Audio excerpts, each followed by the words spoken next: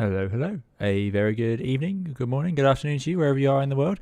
Welcome to another live stream with me, 320 Sim Pilot. And today we are finally in the United States of America. We are going to do a full flight from Chicago, O'Hare International, the biggest of all, it seems. Certainly a bigger airport than I'm used to flying out of in Europe. And we're going to head over to Boston, another pretty reasonable sized airport, although a bit could be considered a regional airport in America, I suppose. But yeah, it's going to be a bit of a mission. We're going to be flying in an American Airlines A320 NEO, which will be the development version of the fly-by-wire A32NX, which has had quite a few updates recently, so it should be good fun to try out some of those. And even so, it's always just good to use. It's always developing as we go through. Flight time today, we're expecting about 1 hour 35. Pretty miserable weather here in Chicago, although it's clearing. You can see it's blowing through. We're getting some light snow every now and then, and some rain. So we'll see what the temperature's doing in a minute, and then I'll have to try and convert that from Fahrenheit to Celsius. But yeah, it's very wintry, as you'd expect up here, really. And we are going to be using the livery by Padday. Thank you all for coming along. It's great to see you all here. I'm going to jump into the chats very briefly, and then I'll join my sort of usual conjoined chat interface that I've got at this end. So of course the stream as ever is available on Twitch and YouTube. You can choose whichever format you prefer. I'll see all the messages. Hayden J. Robbins, good to see you. Hayden's been on a plane for 13 hours today. The last thing I want to see is another plane unless it's one of your streams. Thanks very much, Hayden. Thanks for coming along. And yeah, that's at least now you'll see the flight deck of this one, I suppose, as opposed to the back of the seat in front. And there we go. Becky Davies, good to see you. Thanks for coming along. And Kotsky, thanks for joining us. The route should appear now. Cloudbot should be awake. !route. Otherwise, it is available in the Discord. Unfortunately, I didn't tag it properly, so people may not have got the message. But yeah, if you go to the upcoming live streams, you'll see the route in the Discord. So thanks for coming along. J-Point, good to see you. Richard V, thanks for coming and moderating as well. Great to have you all here. Mr. Martini, I hope you're doing well. Lunchtime for you. Excellent. Enjoy. It'll take quite a while to get through it. Checkpoint is hopefully getting back to work in January. Excellent, Checkpoint. Hope you keep feeling better. Becky Davies as well. Good to see you. If I didn't say no, I did say. Kai Stomer, good to see you again. I hope you're doing very well. And great to have you here.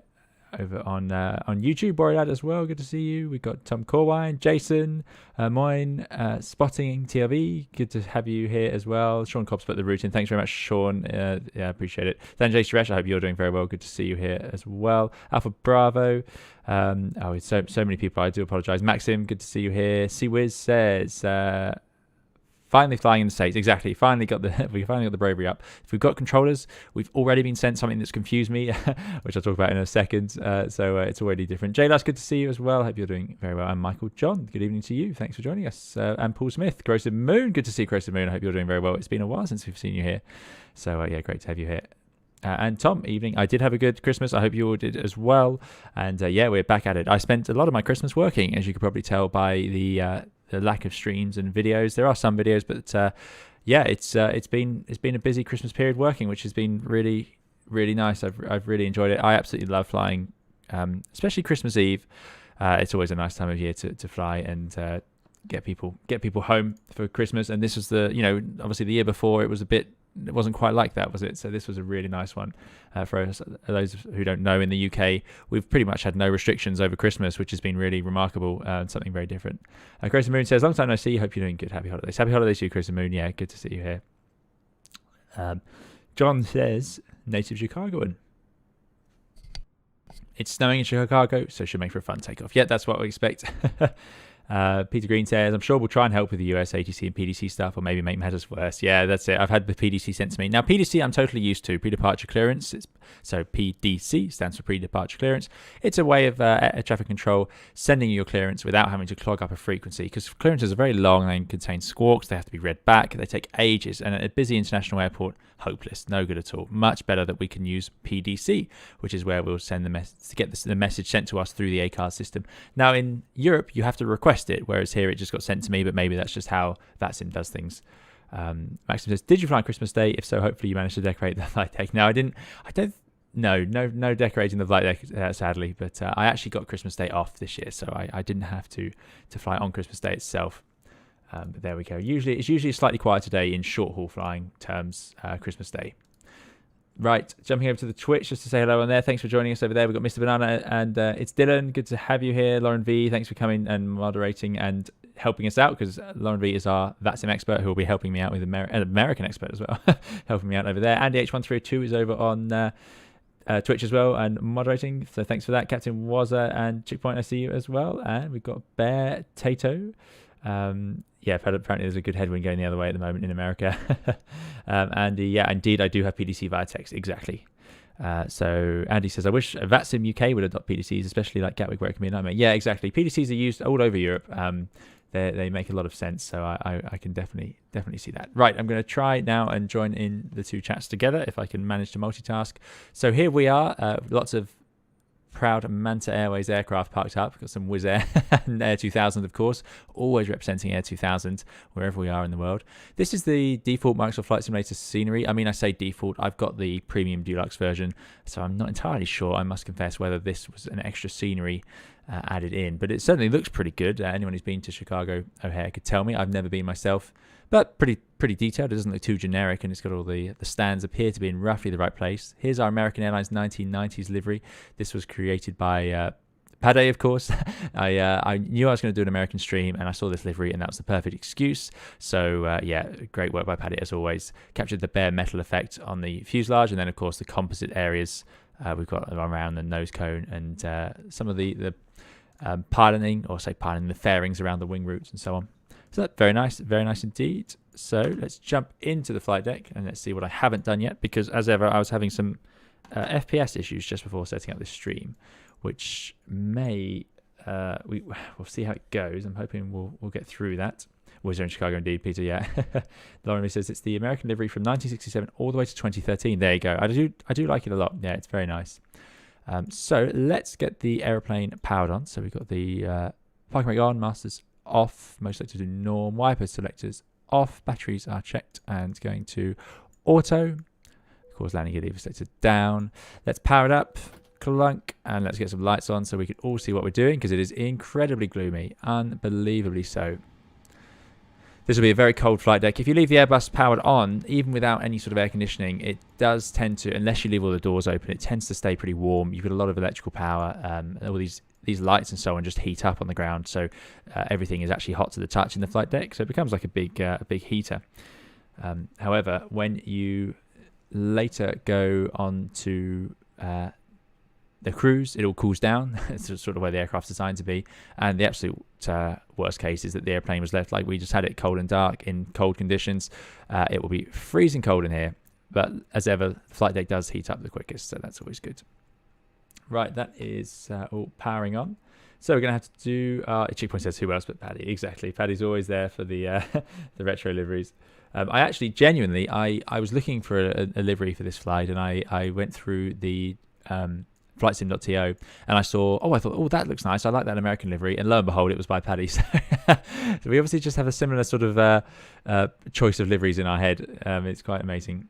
I'm not on Volanta, Superflight. No, I'm not on Volanta. Flight gear, no, I've not tried flight gear. Right, so we would of course run through the rest of our setup, which will include things like the radar off. Sorry, this is a bit hodgepodge. I was not expecting to be cold and dark for this start, actually. This is just caused by me restarting my computer. So whilst I didn't even have flight sim running about 3 minutes ago, so it's been a bit of a rush. As ever, I think I've said that for around 50% or more of my streams, but here we go. Let's just power up the screens and let me think whereabouts we are in the process. So we would normally run through this part of the checklist using the QRH, but the last few things to do: parking brake on, we've got accu brake pressure. It's a bit low, but when they open up the cargo doors, that will pressurize. So let's imagine that they are doing that. No, not the door, sorry, just the cargo. Oh, I see, cargo is just one door. Anyway, that will run the yellow pump, and we should see that pressure increase. There it goes. Magic. Fly-by-wire really coming along nicely.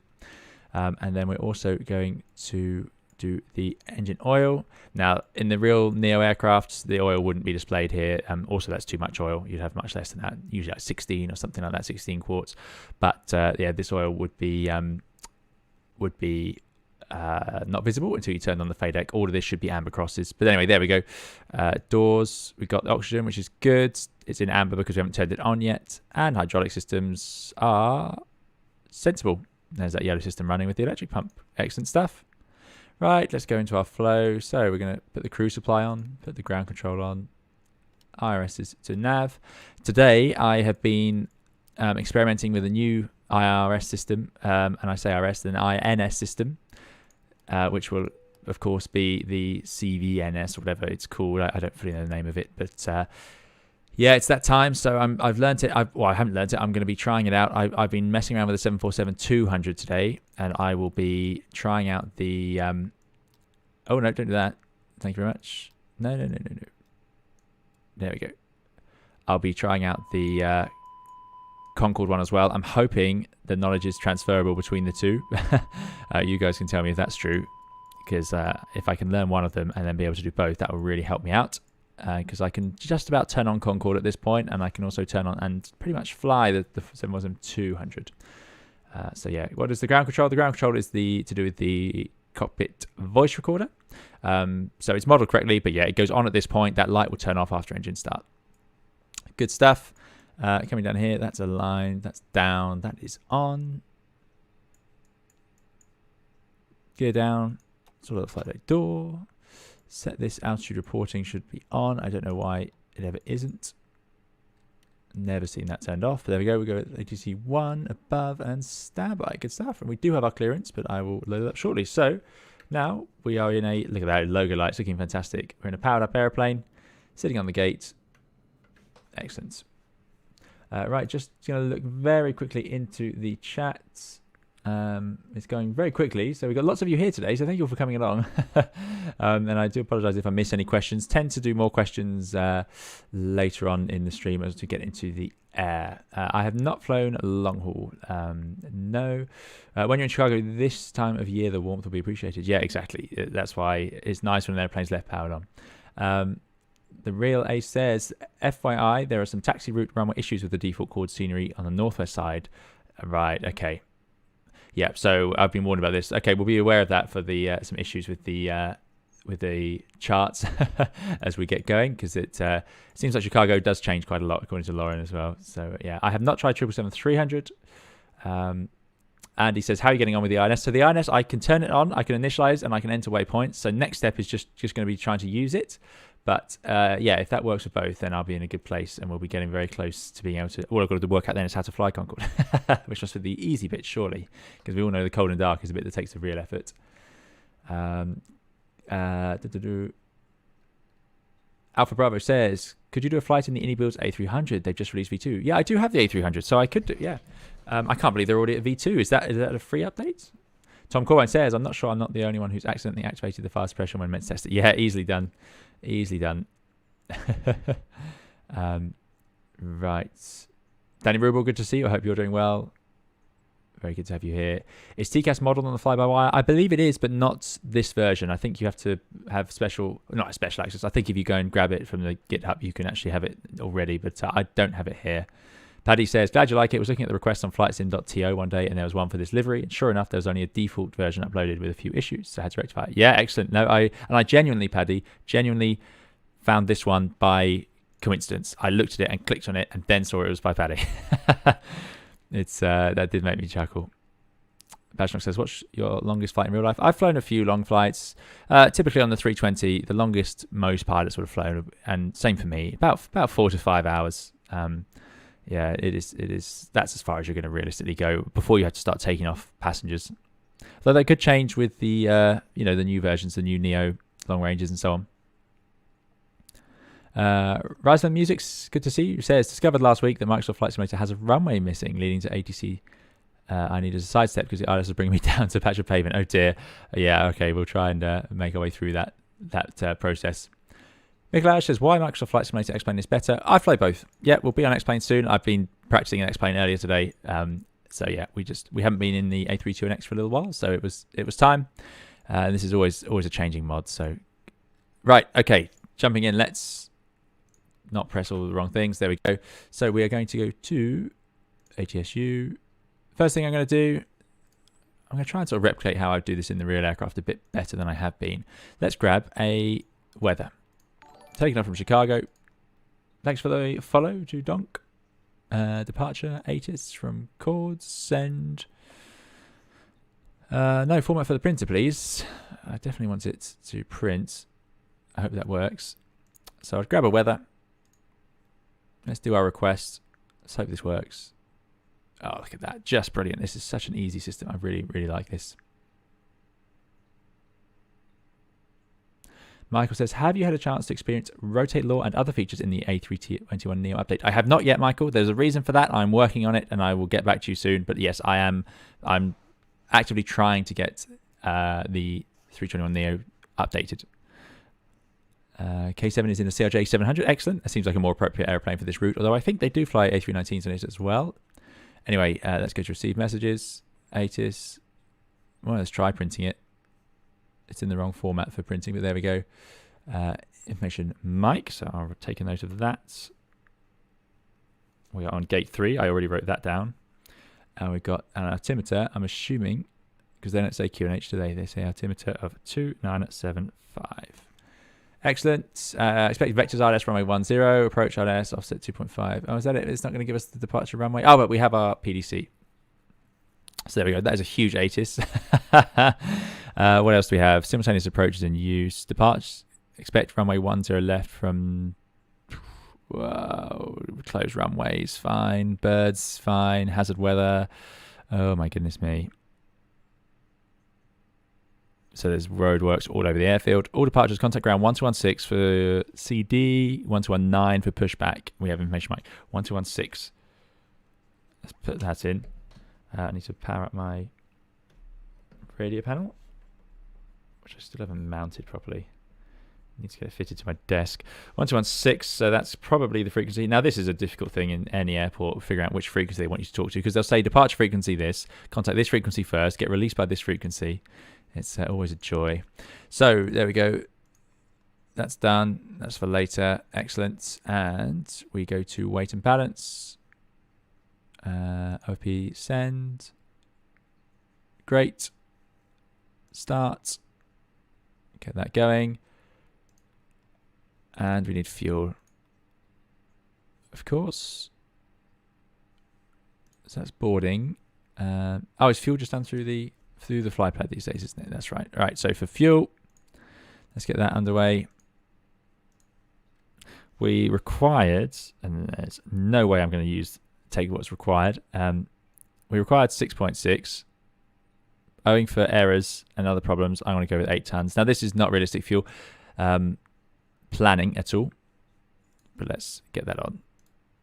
We're just going to have loads of fuel. So we've got 8.2 on board, just so we can start both engines and drive around. I would normally, in America, busy airport like this would definitely be a candidate for single engine taxi, but I won't be doing that today because it's too much for me to do, and I'm also liable to get in trouble with air traffic control here as it is.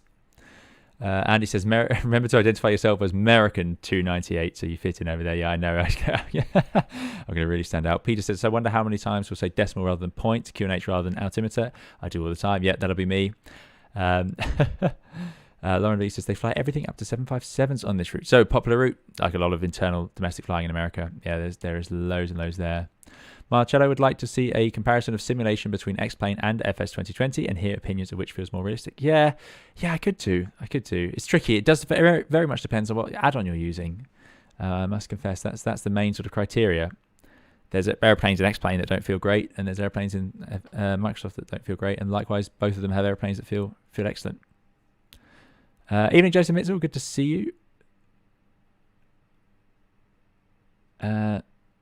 Right. Let's see. Okay, let's carry on with this box. Done the init, done the weight and balance, done the ATIS, so it's time just to go into the init. Let's load it in. So we're going to be American 298. Alternate is JFK. Good luck if we have to go there. Cosmo X5, cruising at flight level 390. RS should align on their own. Excellent. Wind and temperature do work, I believe. No, they don't work in this one. No. So we are going to put in a component on init B. Our component for this one. And now I wish I'd downloaded it properly. That's my mistake. Over here we go. OFP. Average wind component. What? Wow. Oh, no wonder we were talking about the winds there.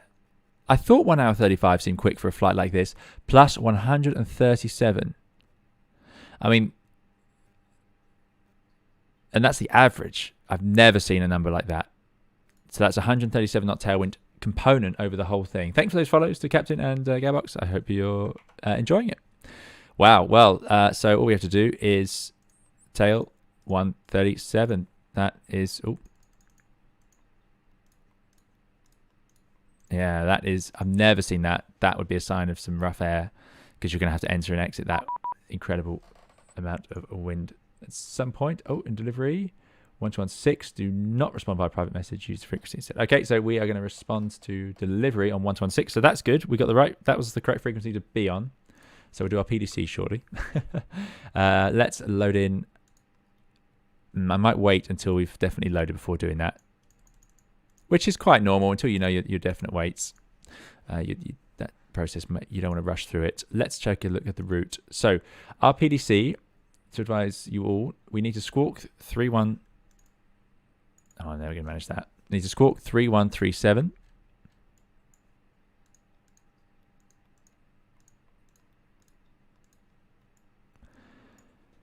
Right, squawk 3137. We're going to go up to 390 via that route we've already expected. Let me just check it through. So eBake, Wismo, Posts, Padday, SVM, Delta Kilo Kilo, Punct. And then our arrival. Maintain 5,000 feet, so that's good. We know our departure altitude. 5,000 feet. Jets maintain 250 knots until advised. Well, that's what we'd expect to do at 5,000 feet. Departure frequency is 119.0, so I'm going to write that down, and at some point we'll go to departure. I assume that's after takeoff. Expect runway assignment when ready to taxi. This serves as your pre-departure clearance. Oh, that's disappointing. So we don't know which runway we're departing from, so I can't really load anything else in here, but what I can do is, just for our own benefit, oh, good, it remembered my pins. Yeah, I'm expecting the O'Hare 7 departure, which apparently is just radar vectors to your first point, and we are going out via, no surprise, not Ryanair, via eBake. So that's over there. Use frequency picture within the sector when your first navigated fixed route is located. It's amazing. This is just nothing like what we do. But 5,000 feet is the clear altitude. We got our squawk in. We're just going to head out to the runway and do the performance when we do that. Now that is another reason to do 2-engine taxi. Total air temperature 2 degrees, so we're going to have to run up the engines as well to 50% at certain points, certainly not around busy parts of the airport. Here is the airport. We are in the Gulf apron, Gulf 3, we're somewhere in there. These cul-de-sacs are a bit of a nightmare to operate from because you can get stuck. Rizvin Music says, make sure you don't miss that Chicago has a 250 knot speed restriction until advised, even above 10,000. Ah, very good. Okay, thanks very much. We'll just maintain 250. Yeah, there you go. I was all happy that I knew that one. SVM is Salem, DKH is Dunkirk, and Punct is Poncet. I see. Yeah, 390 viewers in total. So if you are watching on YouTube, do please leave a like. Thanks, Richard V. Yeah, if you leave a like, it really makes a big difference to the channel. So thank you so much. And I hope you're enjoying it so far. Yeah, we've had some crazy tailwinds. A lot of people out there have been having it. Right. Dana J says, come to JFK. It's right by my house. Excellent. We'll have to go to JFK one day. No doubt at all. We'll have to go there. Right. Any other messages? No need to call delivery. If you've got PDC, call ground 1219. So deliveries contact me. They want me on 1216. So I'll try that one first, but I'm sure I'll just get in trouble. Order's the only major airport I know that does not have a real SID, says John. Okay, so maybe it won't be like this all across America. We can take off from any of these runways. Maybe not this one. It's long enough. It just looks like it could be narrow. It depends on the width. But we could do narrow runway. I doubt it's too narrow. So yeah, we could do that one. We could do these two. These are all fine. They're all huge runways. So we've got 1, 2, 3, 4, 5, 6 possible options. The wind is suggesting... well, they're using runway 10, so we're going to go easterly, which is good news. I'm a little surprised about that, given that we got such strong tailwinds that they're using the easterly runway. So that's going to be some serious change. If we're taking off in a easterly wind and then we're climbing up and gaining a huge tailwind, that suggests some strong wind shear during the climb, and therefore we can expect some pretty severe turbulence. Maybe not severe, but some strong turbulence certainly. Why can't I find the wind in any of this? 299. Oh, here's all the weather. 0909. Yeah. Oof. Light snow, mist, overcast 22. So this will be a de-icing day, very likely. Light snow. So there we go. Preferred configuration is westerly. Oh, there you go. So they're really determined. Maxim says, if I recall correctly, it's 50% N1 every 15 minutes. Exactly. So in the NEO, the LEAP engines, we need to run them up to 50% N1 very quickly every 15 minutes. And that includes taxi in time. So the crew who landed this airplane and put it on stand will have written in the tech log or somewhere the amount of taxi time they did without doing that. Right, let's load in the QNH 2975. We've got a 5,000 feet. This won't work until later. Question is, are we loaded? So let's finish this. So we've done data and aircraft status. You see now we have pilot routes and waypoints. A very interesting video to come on that very soon. Init A, we've done flight plan. We've checked through, but we still need to enter the runway to be done on the way out. Secondary doesn't work. RadNav just auto-tuned. We're going to get radar vectors. Init B, let us put in the alternate fuel. 1.8. Oh, quite a lot of fuel to go to JFK, but it is quite a way. We are, after all, we aren't going to New York. Did it not? No, it's got it in. Why won't it take it? I'm surprised about that. Maybe it wants these numbers first. The real aircraft would let you do that now at this point, but yeah, maybe not. And finally, performance. Well, we can't do either of those. Let's just see how we're doing for the loading.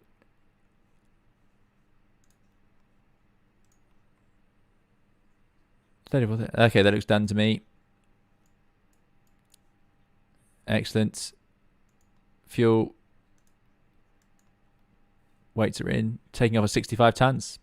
Perfectly reasonable. And about what we expect. Init B to come. Right, let's get the AP up and running. Let's get rid of the ground power. Seatbelt signs coming on.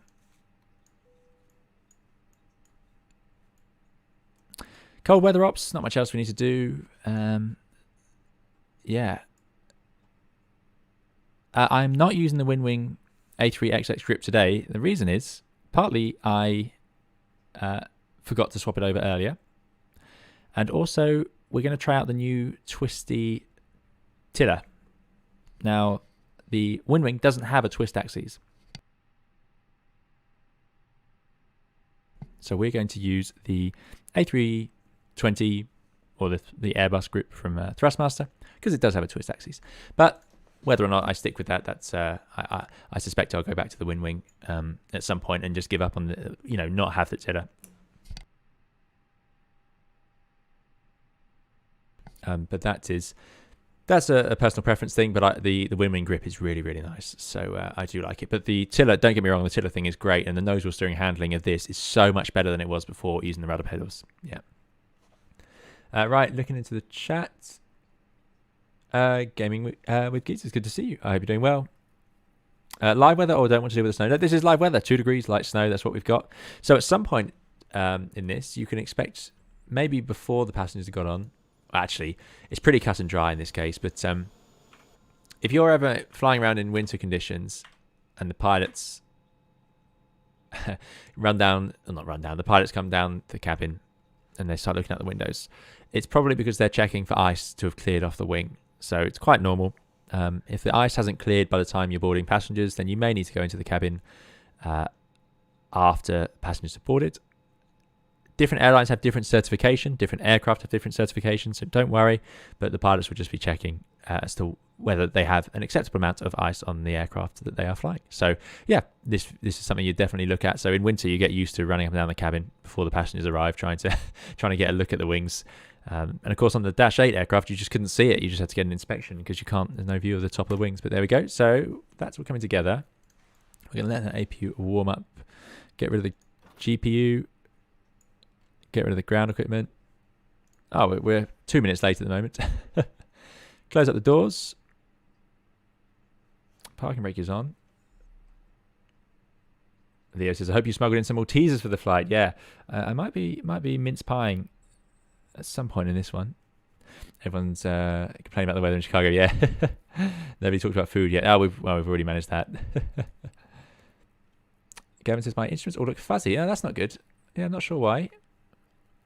Todd Father says, did my 320-321 type ride last week. Love the plane. Was based in Chicago for a previous company for 7 years. Excellent, Todd. Yeah, Airbus is an amazing machine. I absolutely love it as well. Excellent. Glad you enjoyed it and great to have you here. Thanks for joining us. Mel said, should be yellow, not green. The payload in MCD once loaded. Interesting. Warrior Lad has a good question. Is a real tiller handle heavy to use, or is it like power steering in a car? It is like power steering. It's very light. You can. So the tiller has been added now.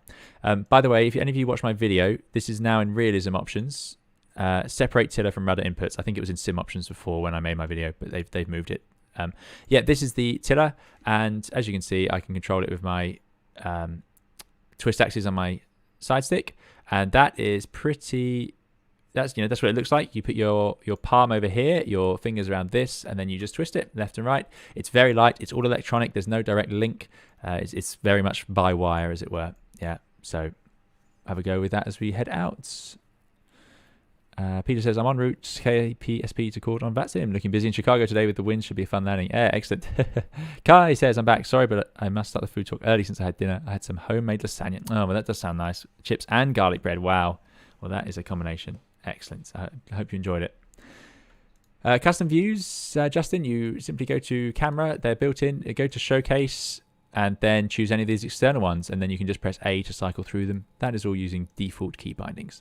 Let me call up Delivery then and see what they would like to discuss with us. Here we go. We're on 116 and I haven't heard anything, which is my first cause for concern.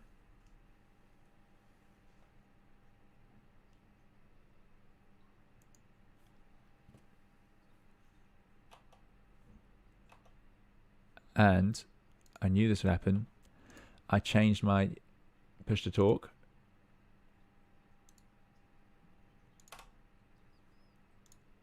Okay, he's back. Good. Oh, I know why. There we go. We were on 11605. Pete White says, good evening. Good evening to you, Pete. Thanks for coming along. And he's going to have the turkey curry. Excellent.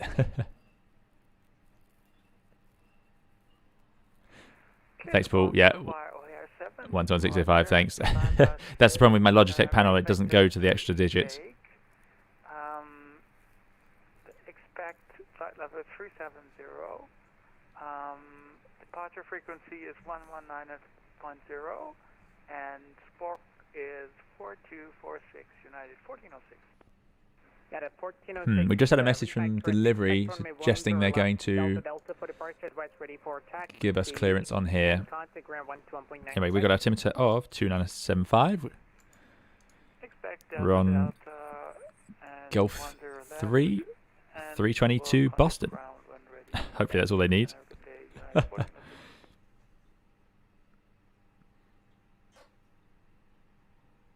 Chicago. Good day, American 298, gate, Gulf 3, information mic, altimeter 2975, A320 NEO, request clearance to Boston. American 298, ground, hello, thanks for information, Bravo, correction information, Mike, you're cleared to Boston Logan International Airport via the O'Hare 7 departure, right of course to E-base, then as filed, climb via SID, expect flight level 39010 after departure. Flight frequency is going to be 119.0, squawk 5141. Okay, so American 298 cleared to Boston Logan via the O'Hare 7 Delta departure, and then radar vectors to the waypoint EBEC, and we are expecting flight level 390, 10 minutes after departure. Departure frequency 119.0, squawk 5141. 298, read back right. You can expect on me 10 left Delta Delta for departure. Contact ground 121.9 ready for taxi. 121.9, we're ready for taxi. Expecting 10 left Delta Delta departure. Thank you, American 298. Now, I don't know why my camera's zooming in and out. That's quite irritating. That's yeah, that's something. But anyway, we got through it. That's our first call done. So let's get the squawk in so we don't embarrass ourselves because it has changed. So 5141. Okay, that's in 5,000 feet, and we've got our runway. So that makes life a lot easier. Departure 10 left, which is over there, which makes sense. So down, out the apron, Bravo 1, November, something like that. But Delta Delta is the intersection from there. Okay. Delta 100, that's your clearance. This is a 4-kilometer runway, so that's huge. Delta 1 are clear to Boston International Thanks for those follows on Twitch. Appreciate it. I hope you're enjoying the stream. There's no departure we can take from that. I'm assuming we just go straight ahead and then we head over. Yeah, straight ahead, and then we'll get vectors to E-bake. I keep calling it E-bake. Good. Fuel prediction then. That's done. Sorry, and it B is what we need to complete. So block fuel 8.1. It's in. Perth. Flaps 1, definitely. Flex. Just reduce it slightly given the intersection, but that's a huge runway. You can expect 10 lap Delta Delta for departure. Advice ready for taxi. Excellent. Right, AP bleed coming on. Get rid of the ground power. Oh, it's already gone. So it's time. Let's get the tug connected. So here we go. They'd like to give you a radar vector with your takeoff clearance. Thanks so much, Resvin. Now you can push back and start without permission. Odd, but okay. Is that true? I need a serious answer here because I'll do it. Are we going to push back without clearance? In Europe, there are some airports where you, at this point, would talk to your ground crew to push back. Let's just connect to the tug. Parking brake set. No, don't do that. Oh, maybe they can't. Cockpit to ground. Tug's coming up. Ground, stand by. All right, let's run the before start checklist. Before start checklist, copy prep is completed, and the gear pins and covers are removed. Signs are on and auto. ADs are in nav. You'd know if they weren't because you'd have red crosses everywhere. Fuel quantity, we've got 8.2 and 8.1 now, and balance takeoff data is set 132, 137. Barrow ref, we've got 2975. Let's go below the line as well. Beacon come on. Thrust levers are at idle. Windows are closed. So windows doors closed. Beacon is on. Mobile phone off. Thrust levers idle. Parking brake is set. So we're ready to go. The parking brakes are set. Peter says that's what I usually do. No one shouted at me yet. He did say call ground when ready to taxi. Ground is on 121.9. Okay, and Papa to begin with. What do we reckon? You can just follow the Virgin Atlantic. Book out 4804. Pushbacks at our discretion. Everyone says. Virgin 223, left turn on Echo Echo. And I mean, how does that work? Because what if the person over there is pushing back? How would we know? Left turn Echo Echo, right turn November. Is that just up to the ground crew if they can see a way out for you? Sorry about that. We will make that right. Merry Christmas, Pedro. Good to see you. Oh, I see. There'd normally be a ramp controller. Prepared for you, therefore, it looks like you're on 10 left. Looks like you're holding short 28 right at Yankee. If you could make a U-turn there on Yankee and then a left turn November, please.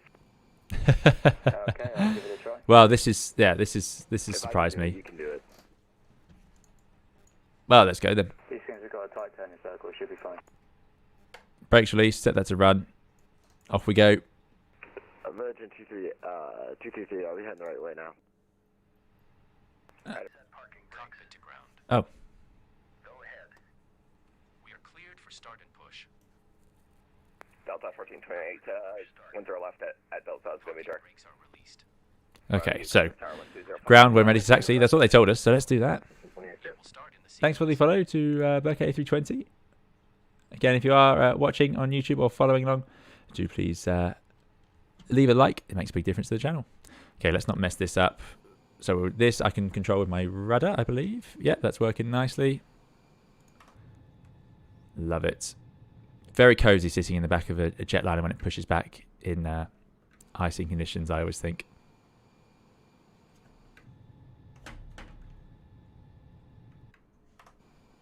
What am I doing? Why am I getting... There we go. Right. Let's start them up. Number 2. Pressure. No, don't do that. That's pressure.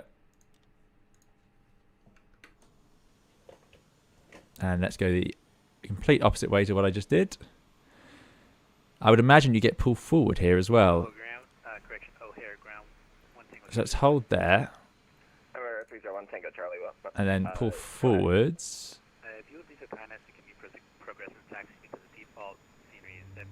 Ah, there's 2 lines here. No, there are. Okay. Not sure you'd fit two aircraft here, but Roger, you can can cross runway 9 right, right there, and then a right turn at the next taxiway. That'll be taxiway Golf. Okay, pushback completed. Please set your parking brake. Love the sounds in his add-on. Absolutely brilliant sound effects. Parking brake set. Lowering aircraft. Nimrod, we are using VATSIM to get real ATC, the VATSIM network. Ground, you may disconnect. So they are disconnecting. Sir, clear to disconnect. Pin headset removed. See you And remember, one Tango Charlie, you're gonna follow that taxi. Agent says 119 for pushback. Yeah. Ethan's Aviation, good to have you here. Roger. Right. Goodbye to them. That's available. Starting into number 1. So I'm starting my clock, and I'm going to leave it running so that I know how long that engine's been sitting running in icing conditions. But there we go. Doesn't have to be too concerningly specific. Echo Romeo. Full short runway. Thanks for the subscription to Nate. Hope you're doing well. Mateo Chewy, good to see you. Thanks for coming along and moderating. I hope you're doing very well. Romeo to 9 right. 32 Echo.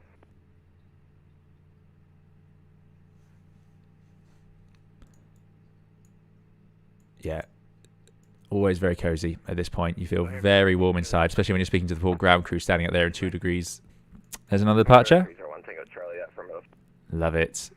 It's VATSIM at its best, no doubt.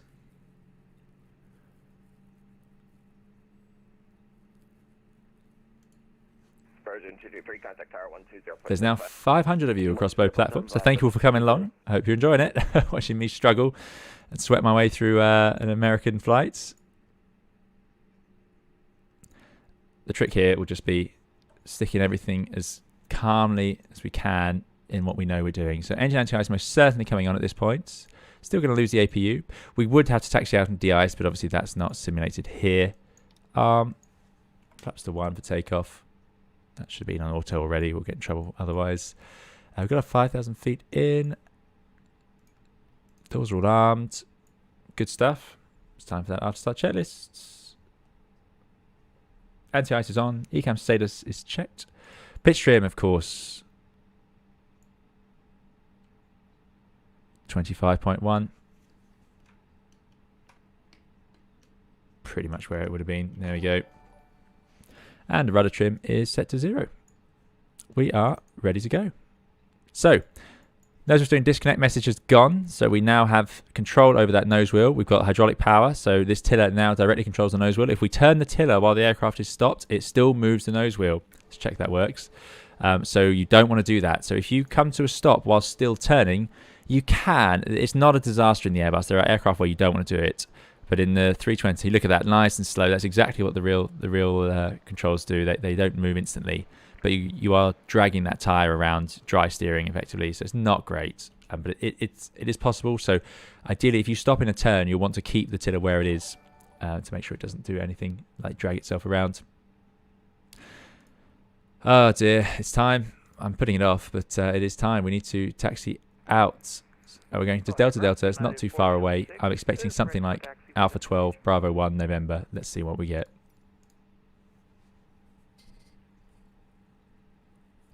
United 1406, runway 10 left, taxi via Bravo. Alpha Thanks, Matt. Thanks for coming along. Correction, Bravo. We'll see you next time. Kilo 3, Kilo Delta Delta. Taxi to runway 10 left. Yeah, you do feel guilty for the ground crew earlier, indeed. 3 to Delta Delta, United 1406. 1 Delta Zero, looking for the taxi instructions to the GA ramp right now. We're at Whiskey. Remember 1 Delta Sierra. The GA ramp is going to be on the other side of the field. Do you want me to take you to Southeast Cargo instead? This controller is really nice. Oh, yeah, sure. Let's hope they they can extend that to us. Taxi to Southeast Cargo ramp via Foxtrot Sierra and then straight in. Do we need to tell them the runway we're going from? Taxi via Foxtrot Sierra, November 1 Delta Sierra. Ground, g'day. American 298 in Golf, request taxi. American 298 O'Hare ground, hello. Runway 10 left at Delta Delta, taxi via Alpha 15, November, Delta Delta. Thanks, runway 10 left, Delta Delta, take Alpha 15, November to Delta Delta. American 298. Whew, got away with that one. Ground, I with A7. Lights on, clear on the right, clear on the left, brakes released. Left Aircraft Column, what was your call sign? Let's get going. Flight 237. Thanks for the subscription, Dave.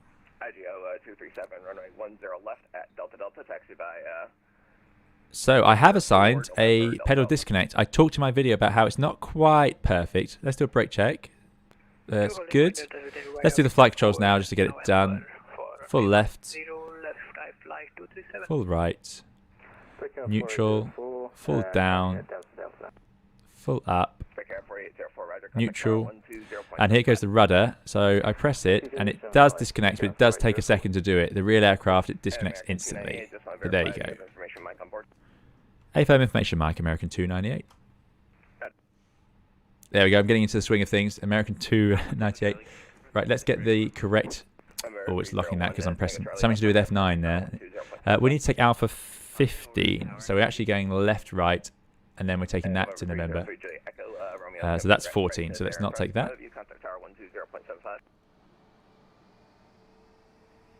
So left, right, till we see November.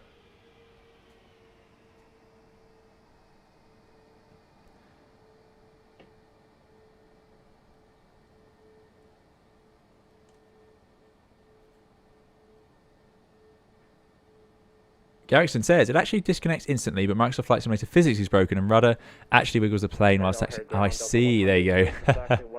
Just push back out of gate Echo 8. Delta 100, runway 10 left at Delta Delta, taxi via Alpha 9er, Kilo 3, Kilo, Delta Delta. It is a bit of an art. I might adjust my sensitivity curve on that axis. It's ever so slightly... Alpha 902, 3 Kilo, Delta Delta, Delta 100. Yeah, it's probably... a little bit difficult at the extreme ranges, but it's very good. It's much better than it was, certainly. Really got some weight to it now. And 1406, just make sure your transponder is in mode Charlie, please. Okay, let's go. Yeah, so that bit there, that feels like that's about a full lock turn, and I don't really want that. That's possibly to do with my tiller axes. Vucci2 says, I just love the fact that even with all your experience in real life, American ATC guy can take you way out of your comfort zone. Oh yeah, it doesn't take much. You got to remember, I've not ever operated in an environment like this. Although already I'm feeling like it's built up more in my head than it actually is. Life does that if you spend 2 years avoiding it. Gracon says, is it me or American ATCs way more understandable on VATSIM compared to European ones? So, American ATC tends to be more... And Delta 100, you can also just file that United that's directly in front of you at your 11 o'clock. There you go. So that was that controller said that in a conversational way, which allows people to understand it. Some people find that easier, whereas in Europe they'll use standard phraseology. It'll be straight away just a give way to the 320 from the left. And there's exact phrases we use, which has advantages, but then I can see why some people would prefer other ways. Do you normally use the rudder as well as the steering when you taxi? Yes, you use both. I'd use the rudder on this straight section, and I'd use the tiller for the tighter turns when I can't use the rudder. You don't really find yourself using rudder and tiller at the same time, because that's just a confusing mess. Yeah, you tend to avoid that. Right, let's slow it right down, because we're almost there already. This is... What's that? Sierra? Delta 100, just want to verify you're going to be squawking 2445. Sierra is on the right. Right, I'm going to stop because I'm lost. We got out of here. We turned right.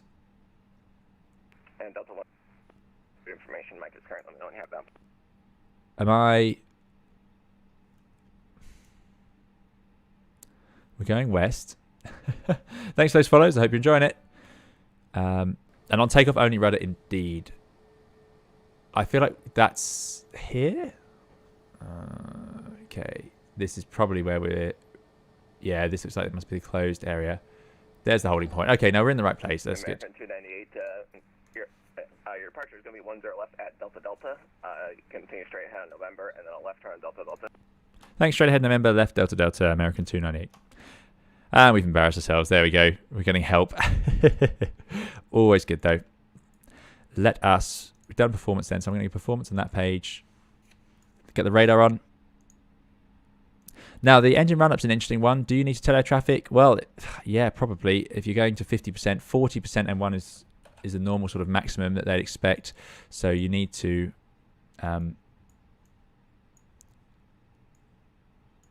probably would tell them, because you know you don't know if a car's gone right behind you. Right before takeoff checks, flight controls are checked, flight instruments are checked. Briefing confirmed. Flaps, conv 1 percent green, conv 1 blue. F main takeoff then. We've got 132, 137, climb that blue, 152, 5,000 feet on that altimeter, flexing 65. Transponder is set to TRA, eco memo, takeoff no blue. Cabin is secured, engine mode select. I'm going to leave it in norm, unless the runway was contaminated, but I don't think it is. TCAS is TRA, packs are both on, so we are ready for takeoff. How long did that take us? Oh, we're 20 minutes late. Although, pushback was at 1/2 past, we got a crazy tailwind, so should work out. Next trick is finding Delta Delta. American 298, give way to an Airbus A321. That's going to be crossing right to left on Delta Delta. Give way to the American 21 from right to left on Delta Delta. American 298. Ah, that's because we don't look like we know what we're doing. Why is my F9 key causing me problems? This is really annoying. Okay, well, we're going to have to do an engine run. Let's see. So something like this is what you'd end up saying. American 298. We need to do a quick engine run up. Can we do that here? American 298, Roger. Just if you could just make it quick, please. I got an A320 behind you. FM, it'll take 10 seconds. American 298, thanks. Good. And all we have to do, we just have to hit 50% N1. Easier when you're stopped with the parking brake on. There it is. And straight back to idle.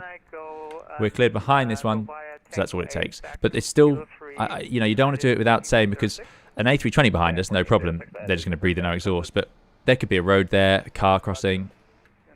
It's best just to, yeah, no point risking it, because jet blast, incredibly dangerous. So that resets the clock. So the engines are warm and we've had our run up. So that's good. American 298 to information November is now current. Wind is now 080 at 6, altimeter 2972. Copy, thanks. Altimeter 2972, American 298. Right, 1190 is our frequency after takeoff, but presumably we're going to get sent to tower in a second, I'm guessing. Brakes are set. Landing traffic on the other runway. Yeah, so I can't get my airplane to show up. I've tried. American 298, contact tower 120.75. They'll get you out of here. Thank you. 120.75, American 298. Thanks for the help, mate. 120.75. Departure 125.031. Next is 1190, so I'm going to put that into the standby frequency.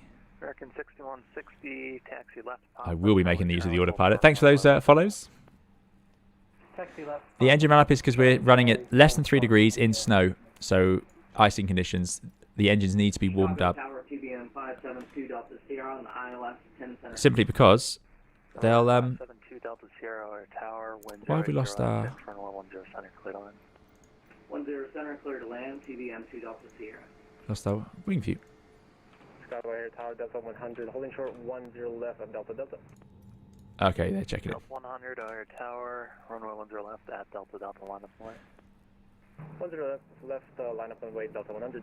2972. Yeah, I won't change it myself. I'm just going to make sure I've got the right one for my simulator. FedEx 985 at 6,300 feet. Right, we're going to follow that one. So it sounds like we do have to check in, so we'll do that. Some busy airports you just monitor at this point. Report 5 mile final. There you go. Some colleagues. Report on 5 mile final. Tower, good day. American 298, Delta Delta 10 left, ready for departure. American 298 Air Tower. Hold short runway 10 left at Delta Delta. Hold short Delta Delta, American 298. Alright, we don't need to be told twice. 160 cross runway 10 left at Charlie Charlie ground point 9er on the other side. That's the brakes. I do, my brake settings do make it slightly harder than the real aircraft to slow down smoothly. My frame rates are really struggling with this. So Chris is asking, why don't you do the run-up on takeoff when you're on the runway? The reason is, in the older aircraft, that's pretty much all we do. But the reason we do it in these is because every 15 minutes we need to run them up. So, yeah. We didn't actually have to do it right then. We hadn't had 15 minutes just yet, but it's a bit of a demonstration. But, yeah, it's... Delta 100. It's just a requirement of these engines. Runway 10 left at Delta, Delta, clear for takeoff. Right, they're going. So they got a heading. Okay. So somebody help me in the chat. At what point are they expecting us to turn on onto that heading? 1,000 feet above the runway, which would be about 1,700.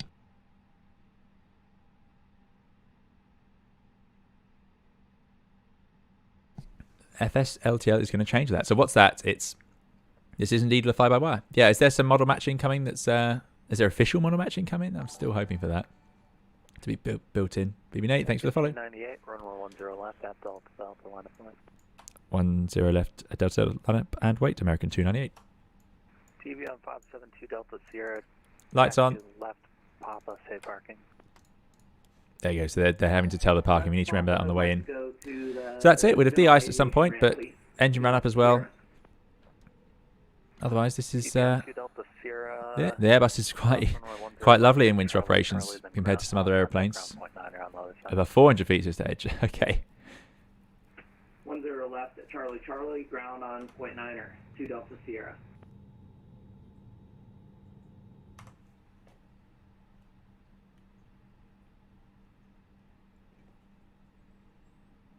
That was a bit much.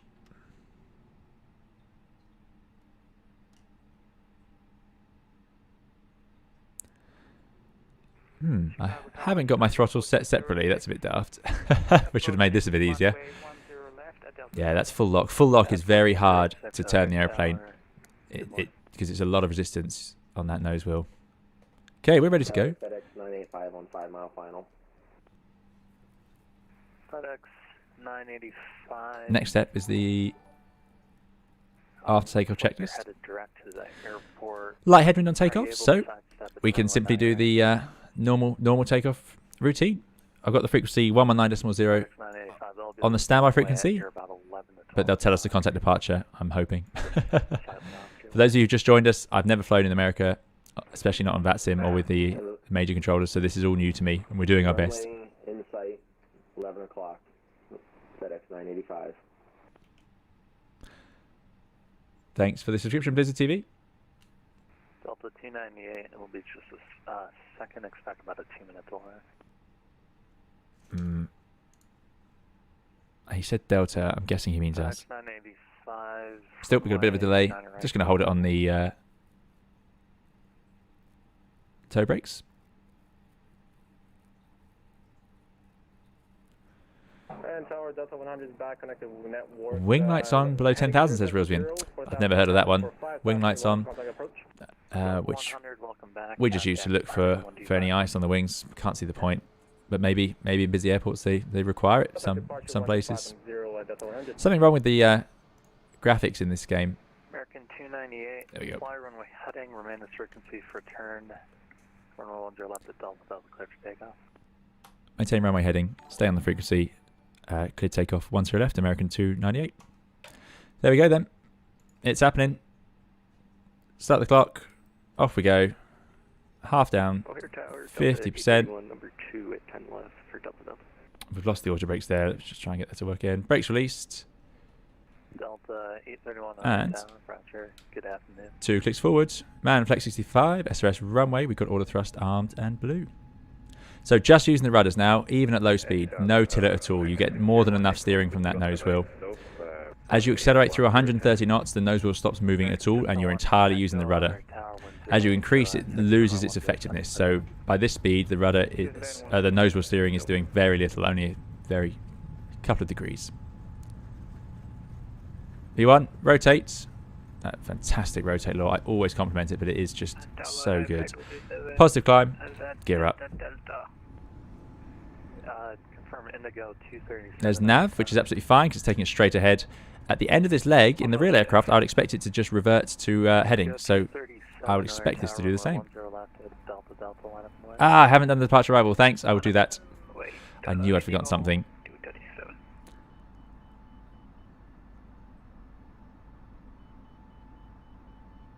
FedEx 985, contact ground 121.9.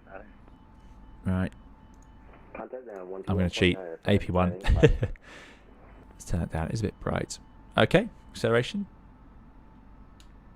Thrust climb, auto thrust. AP1. That wind already picking up 30 knots.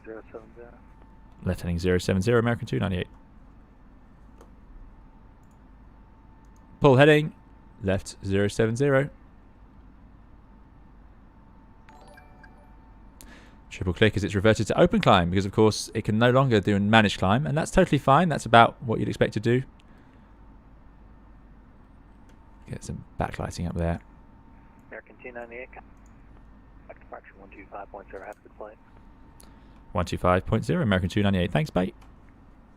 Oh, that's a different frequency, so that's ruined my smugness. Let's go flaps 0. I'm going to pull the vertical speed just in case there's traffic above us. So there's 1,500 feet per minute. Speed, vertical speed 1,500. We're on heading 070. There's 1,000 feet to go. Engine anti-ice is on. Let's go to 125.0. And we'll remain this frequency, Delta 100. Flaps gone to 0, so we can disarm the ground spoilers. And we can get rid of those nose wheel lights. The nose gear nicely tucked away. Departure American 298 heading 070, climbing 5,000 feet. Outstart. 38, Chicago departure, radar contact, climb and maintain 15,000. Climb and maintain 15,000, American 298. Of course, it's at altitude. There we go. Thrust come up climb. I believe 15,000. Away we go. Get rid of the chrono. Excellent. American 290, turn right, heading 110, vector for traffic. Right, heading 110, American 298. 110 it is. This is easy. This is just flying by numbers. You know, when they're just going to guide you through it. Oh, 110. So yeah, TCAS is very soon arriving, I believe, to the A32NX, but it's not in this version. That's the waypoint we're headed to, E-Bake.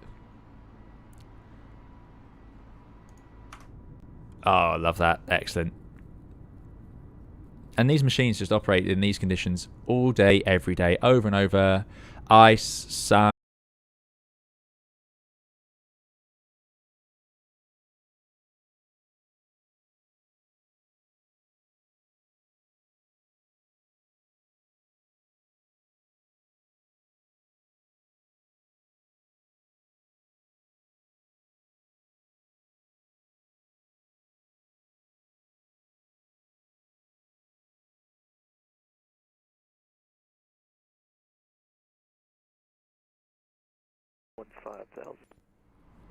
Climb and maintain 15,000, Indigo 237.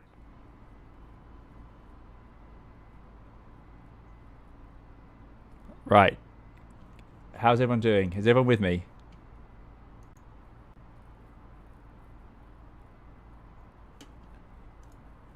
Oof. Hello? Hello, hello. Let's see. Please check video resolution. Okay. We're back. Right. That was a complete internet failure.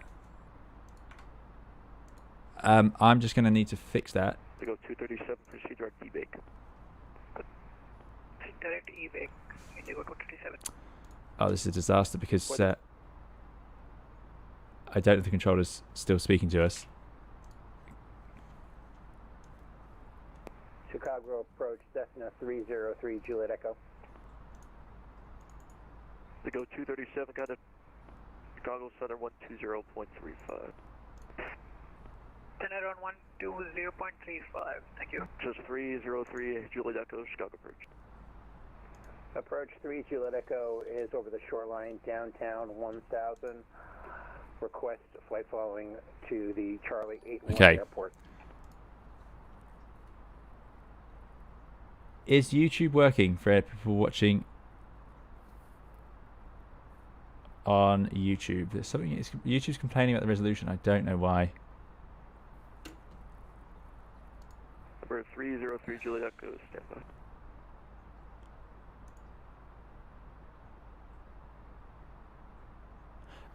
Let me just contact this controller. Controller, apologies, American 298. We lost connection for a second there, but we're back online.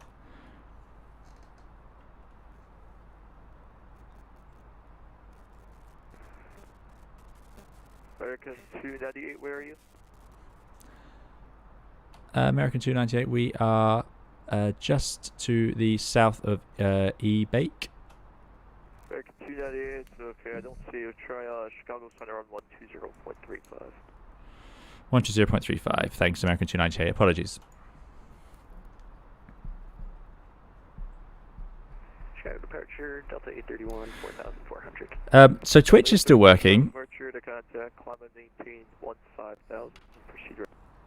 YouTube Bradford and the Bradford. is interesting. Just change the quality on client and I'm watching in 1080p. Okay, so people are managing on YouTube. Excellent. Thanks, Kai. Okay, those of you on YouTube may need to reload. Descend and maintain flight level 240. Bradford and Bradford 7 arrival. 17 flight level 240. Vuti, I owe you a thank you. Chicago Center, Indigo 237 inbound, E-Bake passing 13,000 feet for 15,000. I think we're doing okay. Yeah, see, YouTube's working fine. Great news. Okay. Thanks very much. Yeah, YouTube is much harder when there's a hiccup with connection. Twitch just reloads into the same sort of stream. India Golf Oscar 237, climb maintain flight level 370 and tell you at leaving 17. Air's got no trouble. Excellent, we're back. Good stuff. Well, that was a close call. Roger, climb maintain. Let me just check in with this controller. Flight level 370 and we'll resume our speed, leaving 17. Now, I was supposed to be doing 250 knots, but that's gone out the window. Control, American 298, heading 110, 15,000 feet. Should have probably told him where I am. Air Canada 343, radio check. Brickyard 4804, radar service terminated, frequency change group. Switching to Unicom, thanks for your service. Take care, bye-bye. Somebody's calling for radio check, you're loud and clear. And who's calling me on a heading? American 298, we're about 20 miles south of E-Bake, 15,000 feet. American 298.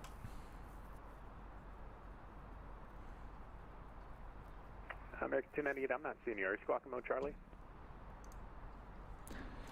Let me try and reconnect. We had some internet trouble a second ago. Thanks, American 298. Wait for me to break the immersion for everyone else. Okay, let's see if that's worked.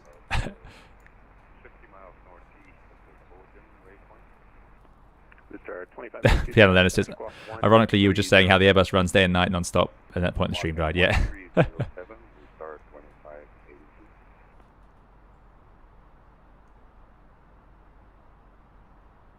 Chicago Center, Delta 831. Well, in the meantime, whilst we wait for a word from that controller, Vuci2, thanks so much for your very generous £20 super chat. Vuci2 says, a little something to go towards your pressure suit in case you have an issue in Concorde. Happy New Year. Thanks so much, Vuci2. Really appreciate it. Hope you had a great Christmas. Thanks for coming along. Thanks for being a part of our community. And thanks so much for that very generous donation. Really very kind. And yeah, we may need that in Concorde the way I've been trying. Okay, I think we're there now. I think we are. 2582 radar contact over the Burlington. Can't see us on Fatsfly. Flight level 390, Blue Star 2582. I'm going to hassle this controller again, see if they can spot us. We're going roughly the right way, we're just a bit low. We'll leave the passengers in whilst we're sitting in this sort of weather. This is classic icing conditions. Minus 13, plus 4. Back and back spy. Excellent. Okay. These are busy frequencies.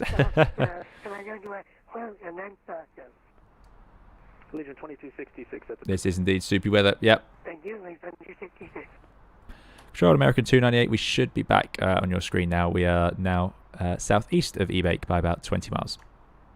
298, squawk 1315. Squawk 1315, American 298.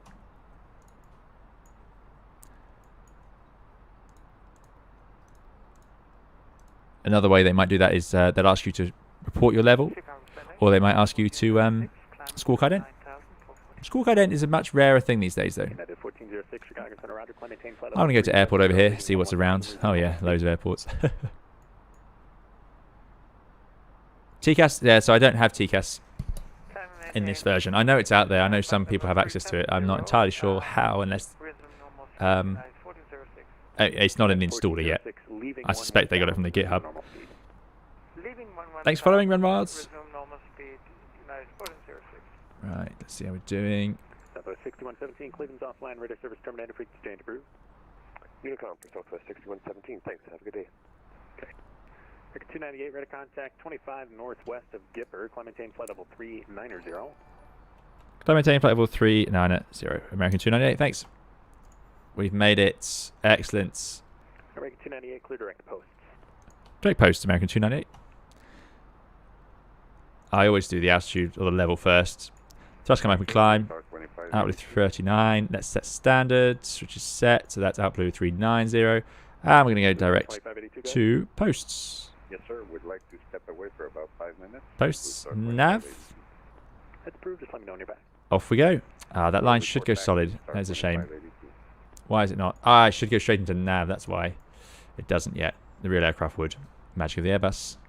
So we're going to clear this weather now, finally. Legion 2266, cross Sasso at about 3,000. Beautiful, unbelievable graphics, as ever. Oh, perfect. It just captures it so perfectly. I love flying on the side of these cumulus clouds like this.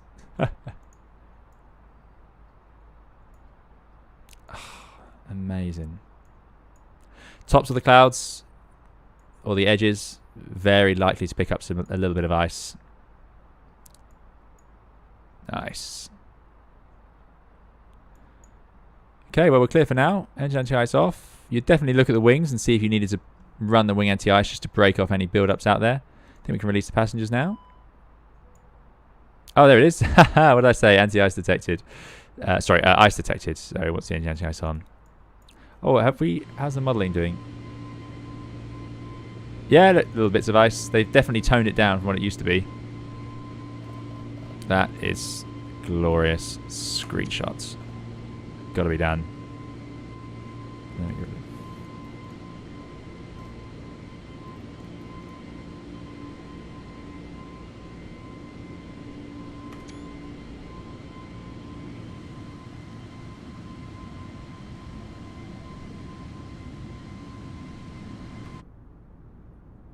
Frontier Flight 1265, turn right heading 240, vectors approach.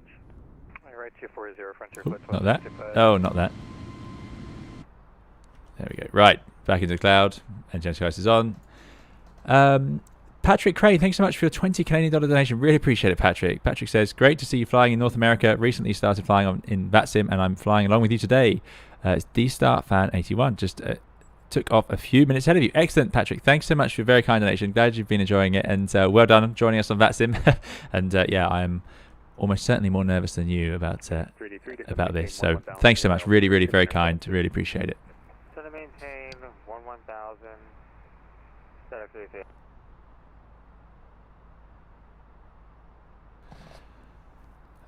Aviation 24 says, is it true that Airbuses with sharklets have a tendency to float more than Airbuses with wingtip fences? So some people will say that. I can't personally say I've noticed that much. They are a little bit slipperier, but I really, when I land them, I don't really think about the difference or notice it much, I must confess. But I know a lot of people do say that. It says, do you have a rudder sensitivity setting that you have to make the rudder feel more realistic, or are you just using stock? At the moment, everything is stock. Everything is stock. Elliot says, have you had a chance to check out Fly-by-Wire's custom airport with a preview of the 380X? It's fantastic. Oh, I didn't realise they had a preview of the 380 in it.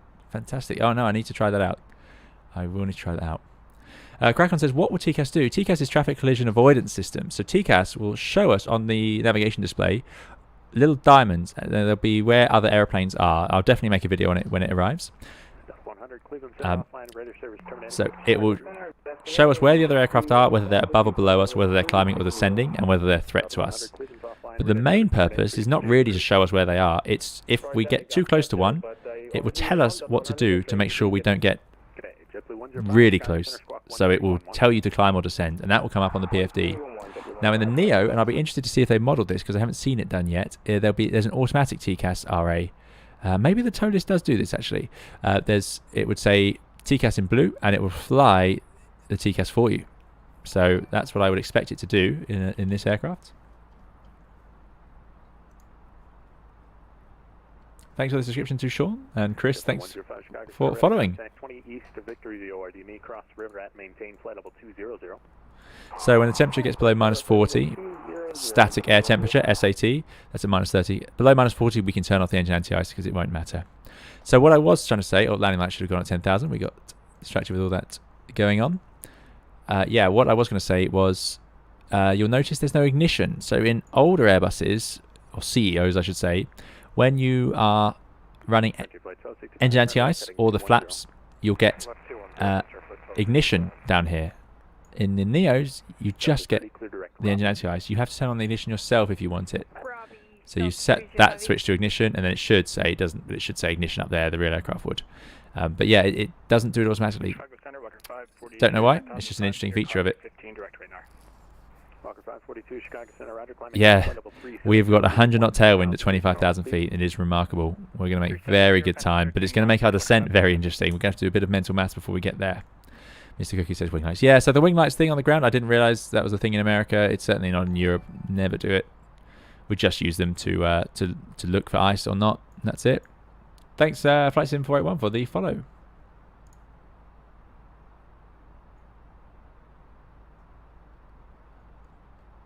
Yeah, again, if you are on YouTube, we've lost a few viewers. No surprise on YouTube because of the shenanigans. So if you could leave a like, that would really make a big difference. If you're enjoying it, of course.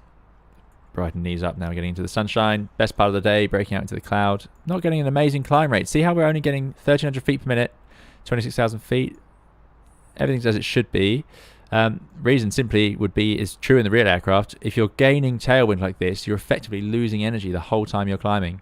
So we are losing lift over the aircraft as we gain tailwind, which means we're moving quite quickly over the ground, but we're just not climbing very well. Options, we could reduce the airspeed to climb at a better angle, but I'll leave it as it is for now. 63.6 tons is pretty heavy to go straight up to 390, so I'll be curious to see if we manage. In the real aircraft you'd know, because this would tell you very clearly. I'm not sure this recommended max is working at the moment in the fly-by-wire. Lee says you'll probably be flying over my house into Boston. Excellent. Stan says, why have you speed set to manage by the plane? Because the plane knows best. It's planned that speed for efficiency and fuel factors and all sorts, so it knows what it's doing. No need for me to interfere unless there's a specific reason. Morning from Queensland, Australia, says Brad. Excellent. I hope you're doing well down in Australia. Great to have you here. It must be very late at night there, or very early morning, I suppose. Cleveland's offline. Radar service terminated. Frequency change approved. Good day. Frequency change approved. Thanks for your help, American 298. Take care. I suppose that is 1228. That was all fantastic. We had excellent controllers from start to finish there, looking after us. So I'm on Unicom. Michael Nash says, if you're climbing to cruise altitude, can TCAS change your cruise altitude? TCAS will only engage shortly in emergency situations. We don't use TCAS routinely, so air traffic control separates us normally. It's only if that fails that we end up getting a TCAS alert. It is possible to get a TCAS alert even without air traffic control getting it wrong. If you're climbing too fast, the TCAS, or descending too fast, and there's an aircraft near your level, the TCAS may see it because it thinks ahead, so it may see that you're getting too close and shout at you anyway. That is possible, but mostly you don't see it. Most people in their careers will have 1, 2 TCASs, proper TCASs. There's a TCAS alert which is not so exciting, where it says traffic, it just warns you that there's an airplane nearby, and then there's what's called a resolutionary advisory, where it tells you what to do, and it will actually say descend or climb or whatever it chooses to tell you. But either way, those are temporary short-term things, and then we go back to our planned level or whatever air traffic control tells us to do. But TCAS does override air traffic control. That is important. It is more important to listen to the TCAS, because air traffic control may have got it wrong. The TCAS, no airplanes have ever collided if they've both been fitted with and followed their TCAS instructions. Right, there's minus 43. I'm going to turn it off because we don't need it now. The idea is at minus 43 degrees, the ice outside, or the moisture in these clouds, is it's frozen already, so it's not going to settle on the airplane. It's just going to bounce right off it, so there's no need to have the engine anti-ice running. That is interesting. I don't know why that's happening today.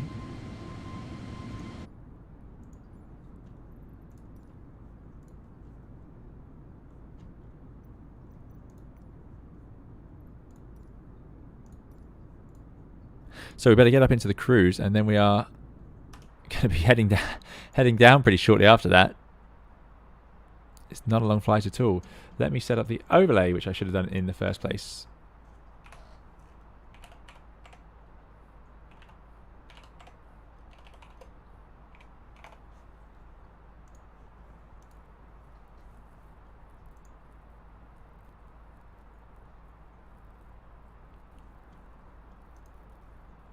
We're also climbing very fast. Climbing at 0.78 is pretty sporty. Engine master to normal. Great point. Oh, it was. It's not normal. You know, if you need the engine anti-ice, you don't need to turn this master switch to ignition. That's only if you think there's a reason you need it, like heavy rain or any other reason like that, or strong turbulence. You don't need to set it to ignition just because you're using the anti-ice. Let me be clear about that. So we don't routinely do that. It's quite unusual, actually. 4:21 a.m. says Brad. Excellent. I am Dimitri. Good to see you. Dimitri says, can this 320 model perform LPV approaches? No. The A32NX cannot do VNAV stuff yet. So it can do LNAV stuff. The VNAV is coming, but for now it cannot.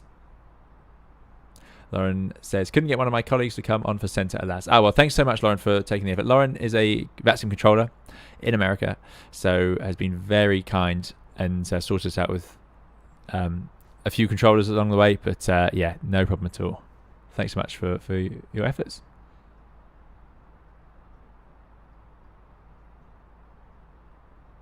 Maxim says, have you heard Airbus are changing the checklists or a presentation? They're essentially cutting a lot of the stuff out and when to do the checklists. I have not seen that, Maxim, but I will say, depending on your airline, you may or may not be using Airbus checklists or checklists that resemble the Airbus checklists. So Airbus produce the aircraft and checklists, and then the airlines adapt and have their checklists certified. So if Airbus make a major change to the checklists, the airlines will have options to either take on that change and make sure their crew are aware of the differences, or do it slowly, so they may change a few things, or ignore it altogether, I suppose. But there will come a point where Airbus will say, no, you need to do it this way or that way, but because it's just for safety reasons. So it'll be interesting to see. Yeah, I imagine usually what happens is the changes filter through eventually. But airlines won't want to change lots of parts of a checklist overnight because it's just not ideal for the crews. But it does occasionally happen. I've been operating airplanes where overnight the checklist suddenly changes, and all the pilots are discussing it with each other as they go through the day. Remember, of course, checklists primarily pick up things that you have already done. They're not instruction lists. In smaller aircraft, general aviation, they tend to be like instructions. In an airliner, they're just sweeping up what you've already done. So it's not a crisis if the pilots don't know everything on them.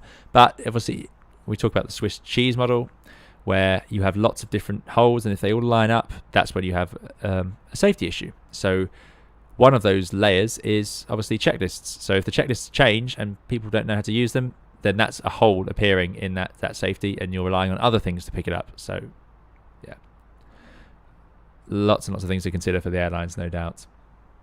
Salim says, great work, thanks for sharing the videos on how to fly the Airbus, your friend from Canada. Thank you, Salim. Thanks for coming along, thanks for saying so, glad you enjoyed it. No problem at all, my pleasure. Kai says, I leave my Q400 for 1 minute and the plane went up to 320, set it to 250. You forgot to put outsell. Yep, you won't be the first or last. I did that on my very first video with it as well. Forgetting outsell is the classic Dash 8 Q400 trick.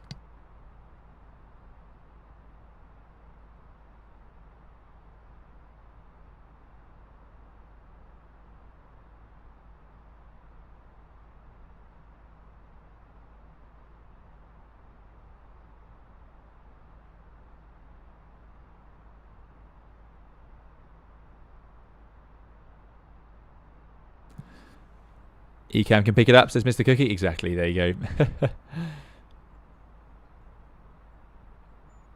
This is the Leap 1A, Yogesh. Nubrick says, on descent, do you set the QNH when passing transition altitude, or when instructed to descend past it? When instructed to descend past it. Yeah. Great question, CJ.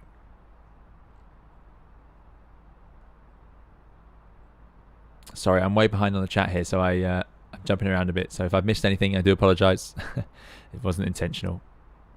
Adam says, how did you get your radio panel working? Yeah, my Logitech panel just works with the normal Logitech drivers. Yep. It's been quite good. I've got to say, I've got Logitech pedals and a Logitech radio panel, and I'm really impressed with the pedals, and the panel is good. Yeah, it's good. It's just worked quite effortlessly. Jaden says, good morning from Christchurch, New Zealand. Hope to see you fly here. Yeah, we will be going to New Zealand once we have VNAV, or the ability, an aircraft that will fly vertically, because we need to do some of those RNAVs. They look fantastic. Rondelego says, ordered one of the 320 Simpilot hoodies and it arrived today. Excellent. Thanks so much for ordering it. I hope you enjoy it. Yeah, we got our merchandise below the video on YouTube. You'll be able to see it if you'd like to head there. And there's mugs and all sorts. And I've been meaning to add more merchandise to it. I'm sorry. It's, as I said, you're flying a bit more now, which has been increasing the workload a bit.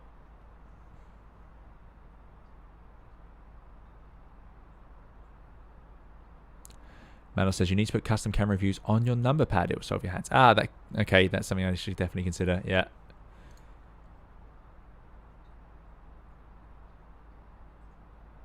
There we go. Boston Centre's online, says Lauren. Thanks so much, Lauren. That's excellent. Orlando says, hi from Brisbane, Australia. Hello to you. Cruise Simulation says, hello, Captain. Glad to see you flying in the US. I'm the Delta 321 in front of you. We're about to fly over my hometown. Excellent. Thanks for coming, Cruise.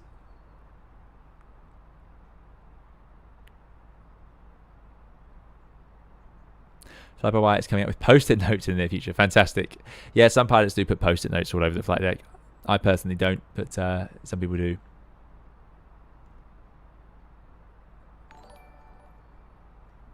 In the descent, open descent is normal. Vertical speed is not used so much because it's a little bit less efficient, but you use it later on in the arrival.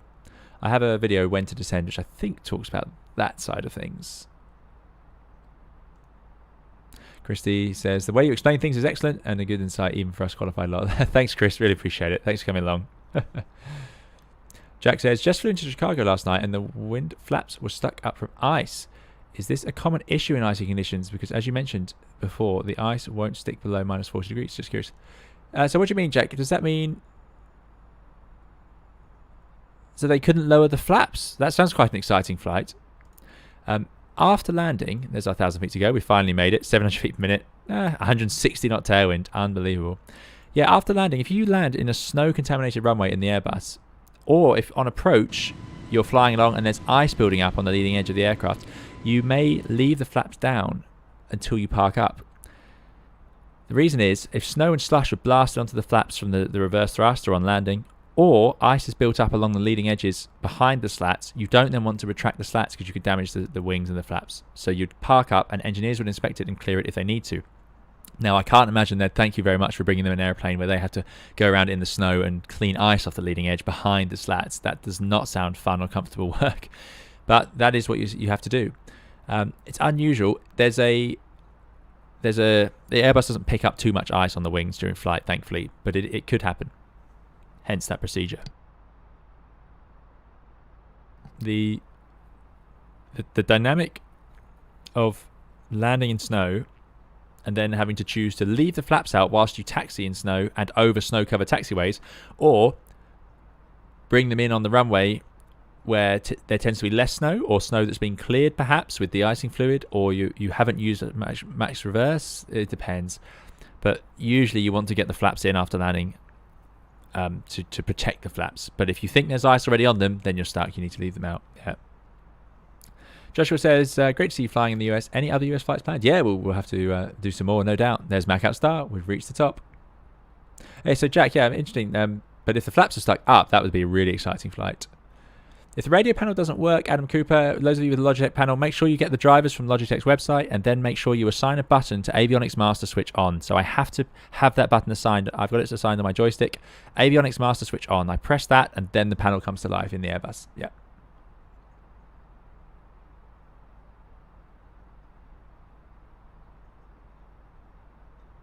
I'm using the twist axis on my joystick as my tiller for this one. Jason says, if you're flying into Toronto, I'd love to see you fly into YTZ instead of the big YYZ. YTZ has a lot of Q400s. Okay, we'll have to look into that. YTZ.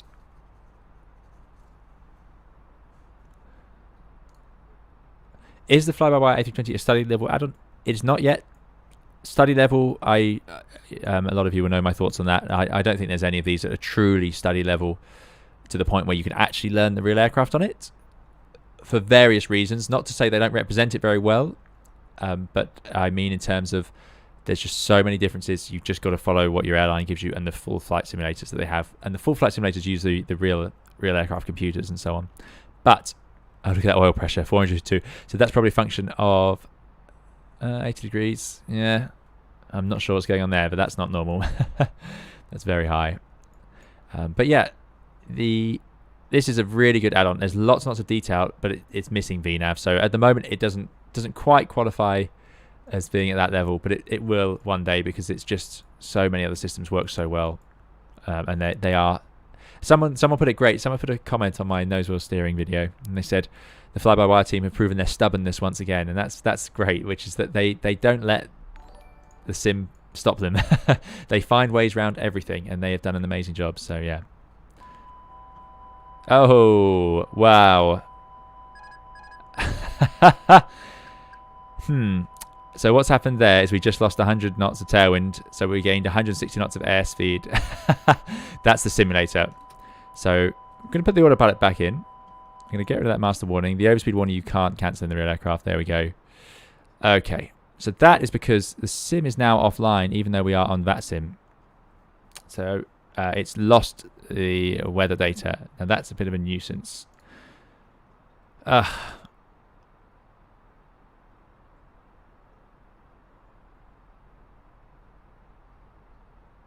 It says secondary engine parameters are not yet modeled on the fly-by-wire. Okay, thanks very much. Excellent to know. Sorry, I'm going to have to cut through the chat. I've gone a bit too far through it. So I'm going to try and go back online, everybody. So stand by and hold your breath, please. Here we go.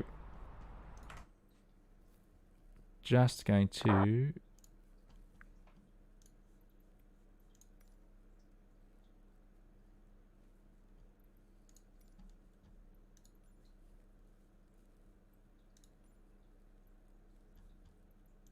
see, is this working? We haven't been kicked from VATSIM just yet, so that's good.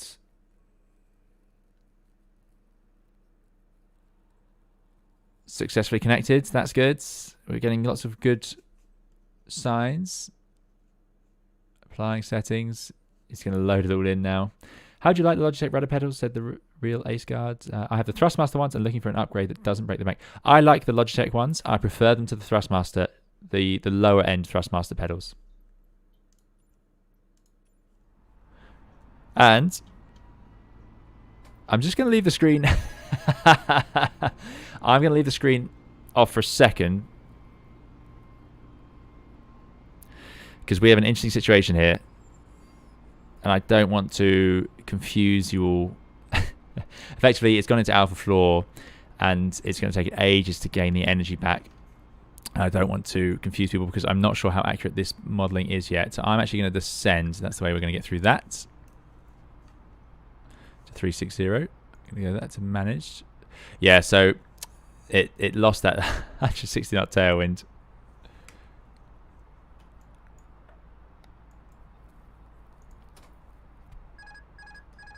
Okay.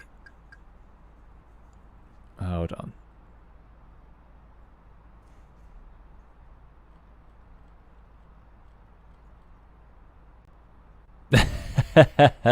Yeah, this is not realistic. You don't gain and lose 150 knots in one go. That would that's just not how the world works, or physics. We're getting there. We're getting back together. We're going to get down to 360 in vertical speeds. Manage speeds. Nav. Okay, right. Let's get back to it. So we're back online. We've gained 155 knot tailwind, but we are descending to 360. We were at 39, so let's descend to 35, and we'll just tell our traffic that there was turbulence up at 39, so we descended. Oh dear. Jayla says, suddenly gaining 100 knots of airspeed seems just about as exciting as landing without flaps. Maybe a little less so, but it would still be a good scare. Oh yeah, no, 100 knots is hopeless, yeah. Okay, just check the flaps and air brake haven't deployed. Nope, all good, thanks. Nothing to see here indeed, Wild Womble. Yeah, I don't want to, there's no point, because if somebody was to just join the stream and see that, that would be very confusing. What you will notice is that's climb thrust, 90% almost, and look at the speed, it's barely increasing. There's just no extra thrust. These airplanes, the RPM here is about the same RPM as at takeoff. You know, there's nothing extra to give.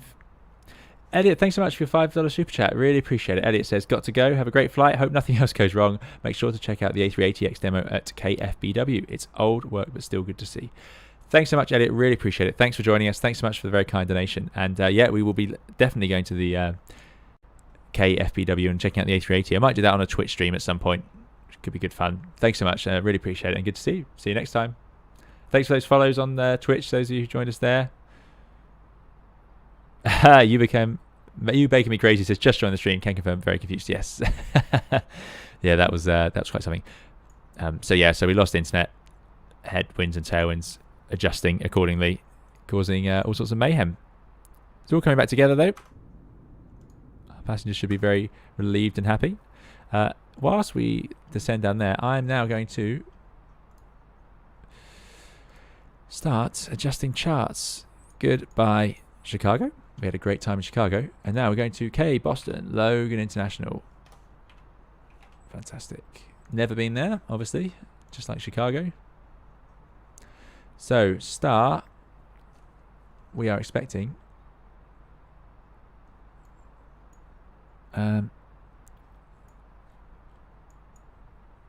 I don't know.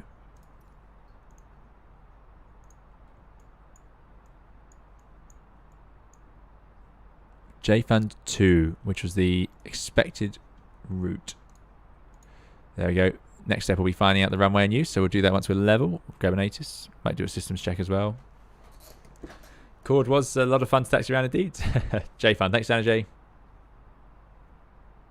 Freddie says, would you usually climb or descend when getting into turbulence if taking a different route was an option? Yeah, you'd talk to air traffic control, who will ask other aircraft. Air traffic control are very good, and they know we don't want to be in turbulence, and they will get turbulence reports because we are obliged to report when we are in turbulence, and then we can find out if a level's clear. So at this point, if you're sitting in turbulence, you'd ask air traffic control, is there a smoother level? Usually you'd say above or below. Is 380 smooth?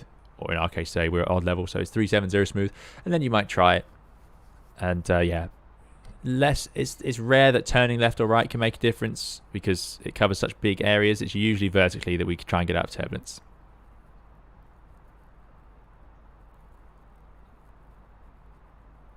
Yeah, Manos, thanks very much. I have indeed turned photogrammetry, or whatever it's called, back on again. Thanks very much. Good point, though. It did turn off on its own. There's an additional Navigraph Simlink module you need to download and enable. I see, right. Thanks very much. I will go looking for that one. Hayden J. Robbins, thanks so much for your £3.20 super chat. Appreciate it, Hayden. Hayden says, been out for 24 hours, 13 hours spent in aircraft in real life. Excellent. Well, you're doing very well to still be here. Maybe time to get a nap or something, but thanks so much for coming along, Hayden. I really appreciate the donation. Very kind. Jake, thanks for your subscription. Yeah, Hayden, have a nap indeed. I agree with Richard.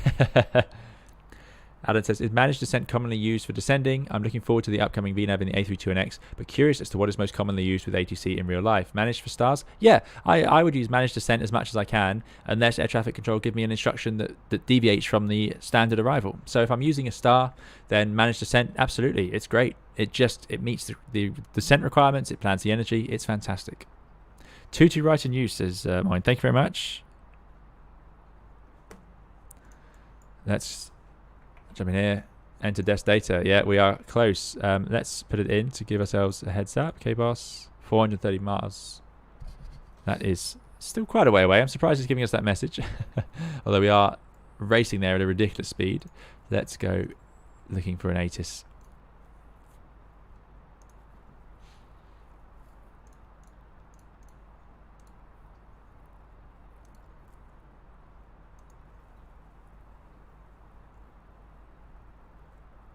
Two left for landing. Two left. I see. Two left.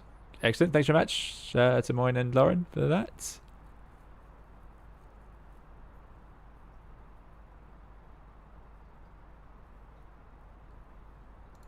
Can you derate climb or flex climb thrust in the Airbus? For the climb, no. You can just derate for takeoff. Climb thrust is set.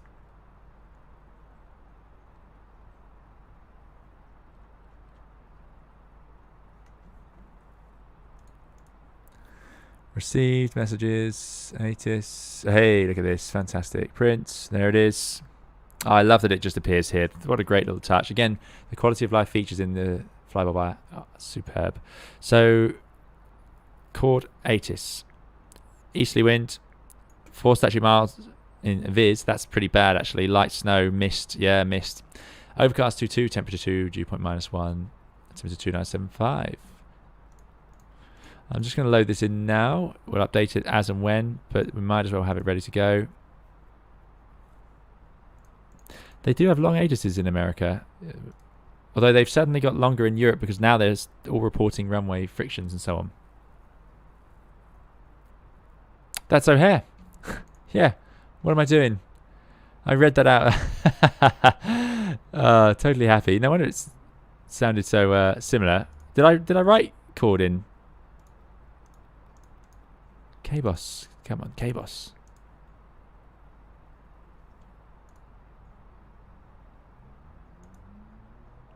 I think they're both chord.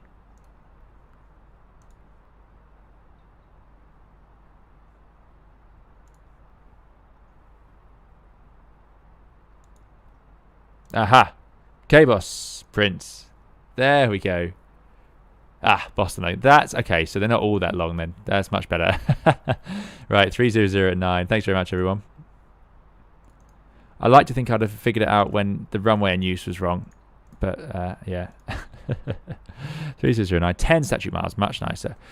Few 800. Temperature 7, so it's warmer, less ice. That 7 is great. Not expecting any sort of icing issues on the ground either. Thank goodness. Just make your day a lot easier when you don't have to worry about ice on the top of the wings and so on. 2977. So that's a massive pressure change. Oh, I think it is anyway. But a big pressure change I would expect given the winds. ILS for 22 left approach in use. Good. We'll do config full. ILS 22 left. Let's get the chart up. So JFund. And I did look at these charts. I'm hoping it'll be something like this chart.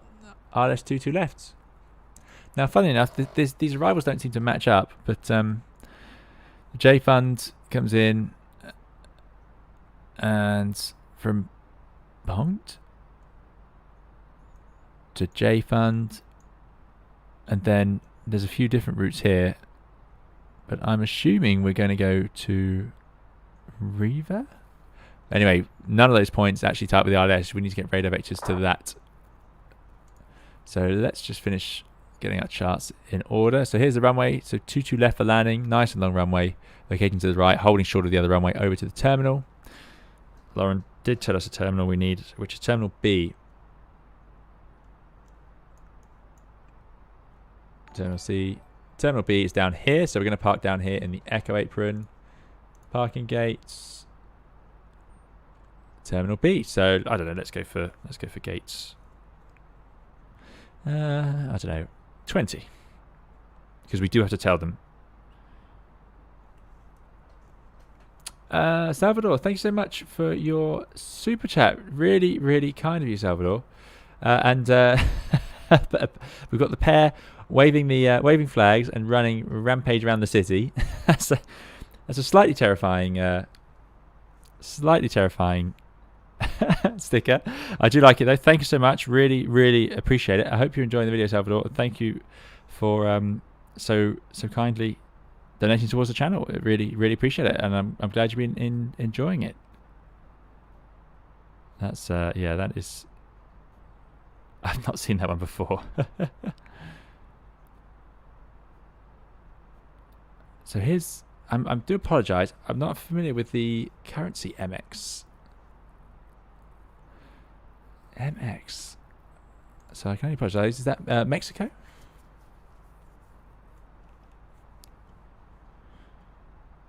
But yeah, very kind, Salvador. Really appreciate it. Salvador says, big fan. Very kind, Salvador. DW says, hey, I'd love the videos. Would you recommend getting Microsoft Flight Simulator yet? Is the fly-by-wire in good enough state to keep us busy until PMDG Aerosoft bring out their models? I would say so, because I've used it quite a lot for my streams, but there are things missing, so don't expect it to be everything working just yet. But you know, it's up to you. The simulator looks incredible, but there's no VNAV, for example. Ponct is pronounced Ponset. Thanks very much, Lauren. Yeah, I did get that wrong. Blueberry King, good to see. Blueberry King says, I think there was still paper in your printer when you printed the new ones. That just ripped off. Excellent. Oh, I see. Okay. Have you come across pseudo flat waypoints on the Neo? No. I have not seen that, Maxim. Interesting. I'll have to look that up. Boss is printed underneath. Okay, good stuff.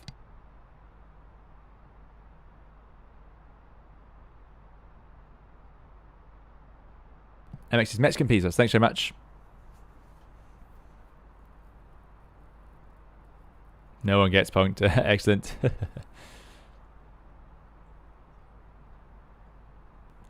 Brandon says they don't make a big deal about gates here, as with Europe, I've noticed. Interesting. Okay. Because yeah, in Europe you're always told you're a gate by a traffic control, but I believe you have to know it in America. Okay, right. Anyway, I'm getting very distracted here. So, have we worked out from the J-Fund arrival what we're actually going to do? So we start at Ponset. So let's put in the arrival then. ILS 22 left. We've all agreed on that. J-Fund 2 arrival, and here I knew this was coming. The via, which via? There's only one, which does make it a bit easier. I have no idea where Noli is.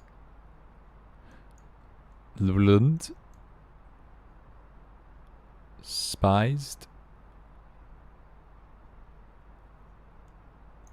Is it on the ILS charts? Noli, there it is. So yeah, we're probably going to go via Noli. And the transition, that's the big one. Okay.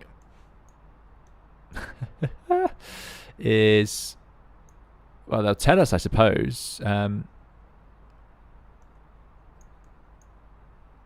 Although we're coming in via Ponct. Oof, this is a gamble. Right, let's look at the plan. Zoom in. This is what we do in the real aircraft. This is how you work through the puzzle.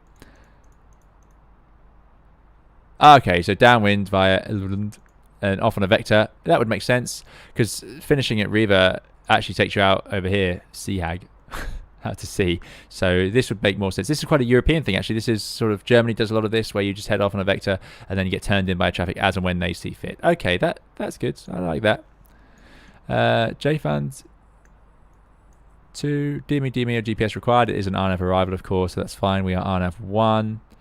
On deck and transition assigned by ATC only. Good. Well, we're not doing that. Landing runway 15 right, not authorized. Fine. Here's the holdover J-Fund if we need it. I would imagine we shouldn't go past J-Fund unless cleared otherwise. We've got the vertical constraints in. 240 MNSTA.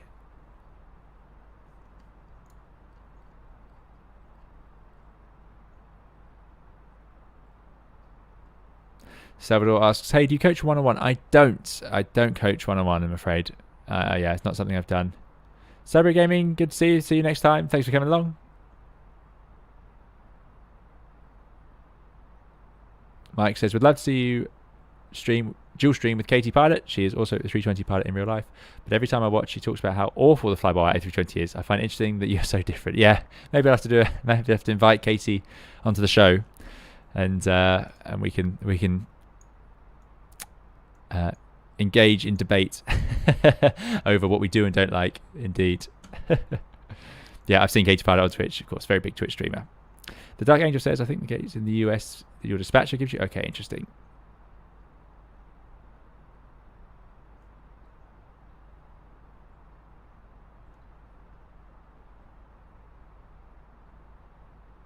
Yeah, it is a bit of a European style star.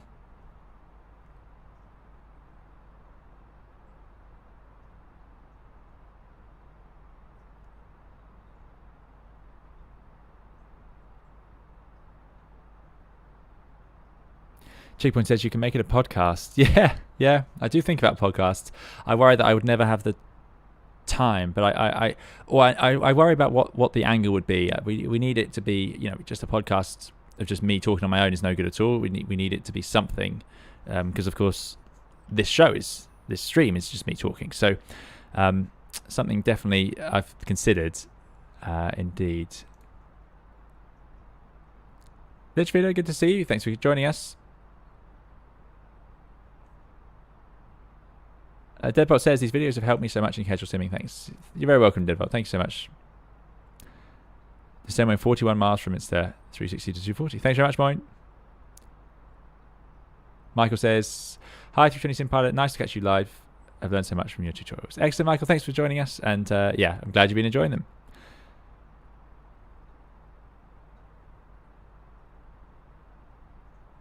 So, Risevin says, would love to see a podcast. Okay, I'll have to think about it. See if I can think of an angle for it. But, you know, you all know I can talk for hours. So, look, I like the A32NX for lots of reasons.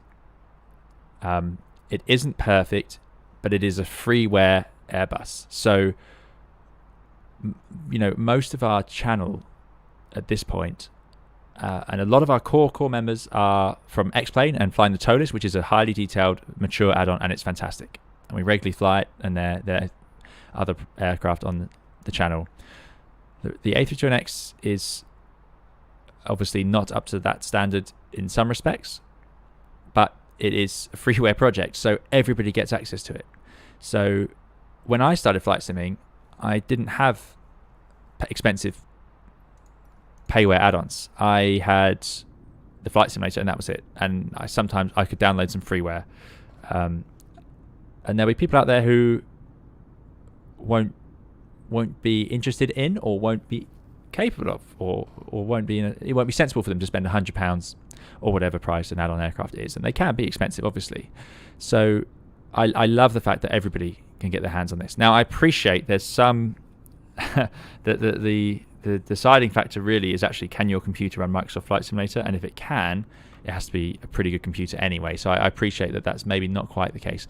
But yeah, it's the door for everyone to learn the Airbus without having to spend any money on it.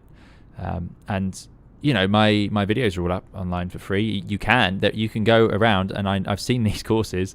You can go and pay for a series of tutorial flights in Flight Simulator on the A320.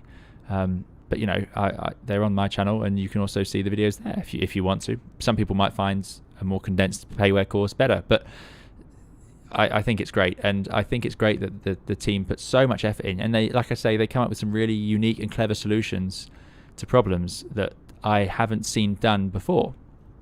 But we're still waiting, obviously, for other systems to come to place. But yeah, I don't think it's fair to hate on it at all. I think it's very good. But I haven't seen.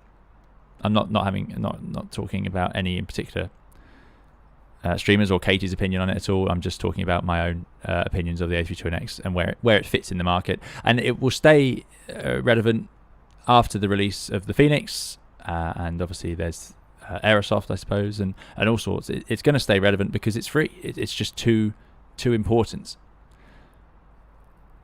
Checkpoint says, why not call the podcast Angle of Attack? You can discuss aviation news. Yeah, very yeah, that's a good name. I do like the name.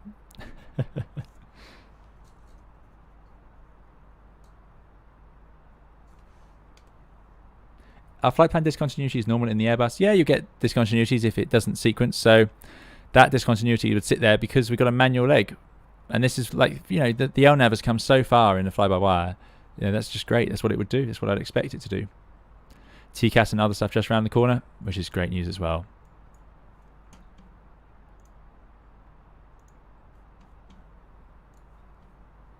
We are still on VATSIMs. That's good news.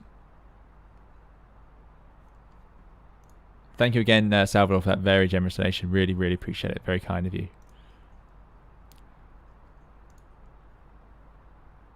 Yep. The coffee-stained meter, that is in the Padday's livery, the 320 Sim Pilot Manta livery.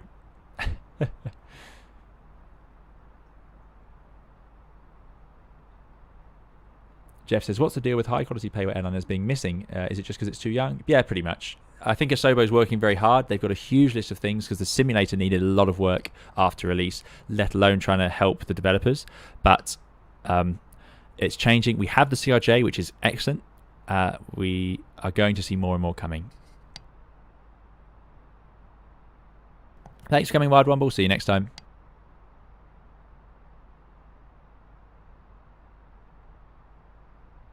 Thanks, Manos. Appreciate it. I'm glad they helped you out. Yeah, we're doing 600 knot ground speed. It's pretty good.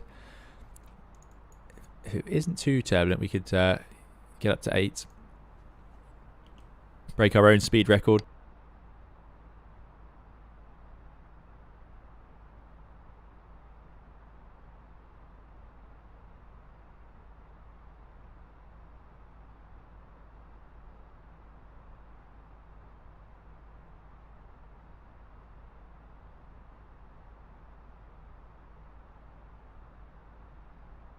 Apologies, Salvador. I do speak very fast. I'm aware of that. So what? It's something I'm aware of. I used to speak quite fast, and I'm in person and at work. I'm much better. What you don't see. Oh, there's the first officer. She's trying to get out of the room. Hold on, I might just need to go and open the door for her.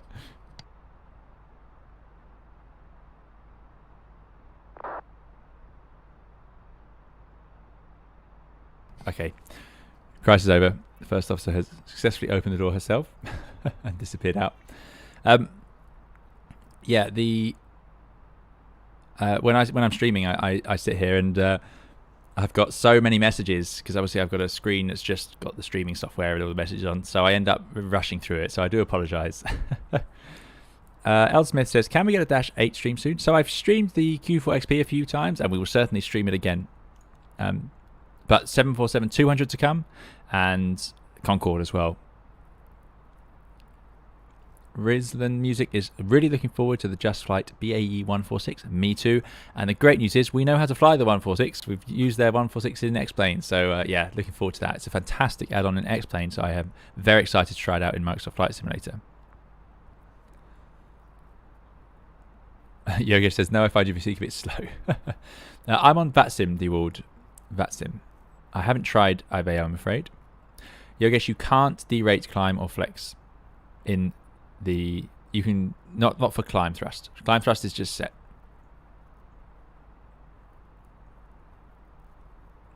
Trig says, I hope that TCAS in fly-by-wire won't use multiplayer traffic, considering that some people will fly directly at your aircraft, says Trig. So, it's interesting. That's what I'm curious to know. Will it use VATSIM aircraft, or will it use... Well, there's a bit of turbulence there. Might need to slow down. 617 ground speed though. That is a record for us certainly. I've never flown that fast. I don't think. Back to 7.9. Just give them a bit of a mark. Let's go back to managed. So will the fly-by-wire TCAS use VATSIM traffic or the built-in traffic of the simulator, or would it work with both? It'll be great because on VATSIM it won't be an issue, because if anyone flies around at you, then the VATSIM moderators will just kick them off. They're very good. If it works with online traffic in the built-in servers of Microsoft Flight Simulator, that would also be great, because it means that we could do a flight and I could make a video with some volunteers and we could test it out. Kai says, watched your Q400 landing tutorial. It was really, really useful. Excellent, Kai. Glad it was useful. Yeah, that's that technique. It stayed with me, but it's just so unusual, isn't it? Sorry, Jonathan, the cat's gone. She was asleep and now she's left. Not interested in helping us out today at all. Freddie is excited for Holdings. Always been quite scared of flying to busy airports. Yeah, Holdings will be very useful. Dacross says, your 32NX streams are my favourite. Excellent. Uchi2 says, did someone say Concorde? Indeed, Concorde is in the works. Benedict says, wait, you can derate toga? I feel like you shouldn't be able to. Yeah, you can derate takeoff thrust. Yeah. So we wouldn't use toga. Toga would be maximum takeoff thrust. Yeah. And Hayden is reminding me about helicopters. I see Rotorsim Pilot released a new helicopter or something. Did they build it with the team? I don't know. But there's a new one coming out, so that could be very good. Kai says, did I hear volunteer? I'm in, yeah. I have a landing tutorial out for the 320, Ian. If you just stick into YouTube, 320 SimPilot A320 landing tutorial, and should be able to find one. And it says, can we have a VATSIM tutorial in the future? Indeed, it's on my list to do. Yeah, I need to get on it. I need to get that done. I need to get that done indeed. But yeah, so if anyone from Fly-by-Wire is around, I'd be curious to know what traffic it's going to pick up and not pick up. Right, anyway, we're getting close. We've put in the weather, 220 miles, but with that tailwind, we're going to need to descend early. We want to be flight level 240 at MNSTA. You can see the coding has the data in it, so it's getting there. I wonder if it will display as well. No. But we're going to head downwind effectively. We're going to need to talk to air traffic control soon, so I'll get the latest ATIS for that. So plan for the... Oh, there's weather breaking through. Anyway, there's our route. 280 knots, 210. We'll just try our best. Well, we will maintain these restrictions. We're going to head in downwind. No major terrain concerns. 2,000 feet MSA, very nice and low. And then we go from Noli, 2,500, 2,000. So, yeah, all very pleasant MSAs. Go around, climb to 3,000 feet outbound on the Boston VOR radial 219. So that's almost straight ahead, not quite. Head out to Winnie and hold. The RS, pretty standard, 3-degree RS. DME should reach 0 at the threshold. Oh no, the DME...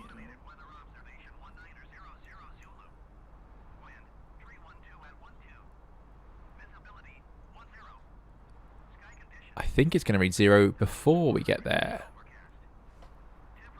Yeah, it's going to be about 0.6 miles out. Very unusual. Why is that? Very strange. So we can expect the DME to be making us think we're a bit closer than we actually are. We're not going to circle to land, but we are going to use 216 as minima.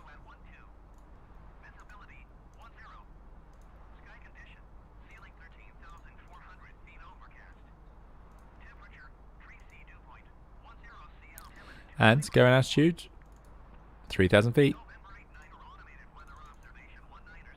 I've never had that weather break through like that. Very unusual. DME is minus 0.5 at the threshold. Thanks, Lauren.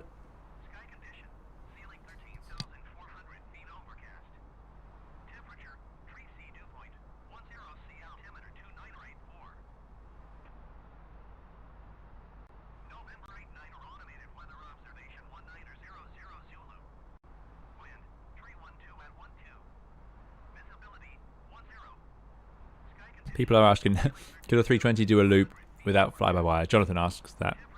So obviously, no, in the Airbus you can't do it. Could the real aircraft? No. No.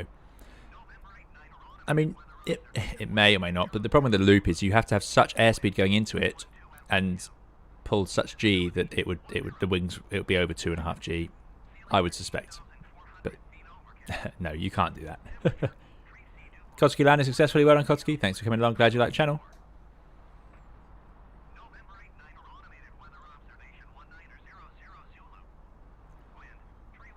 Ah, is this because this is an ATIS frequency?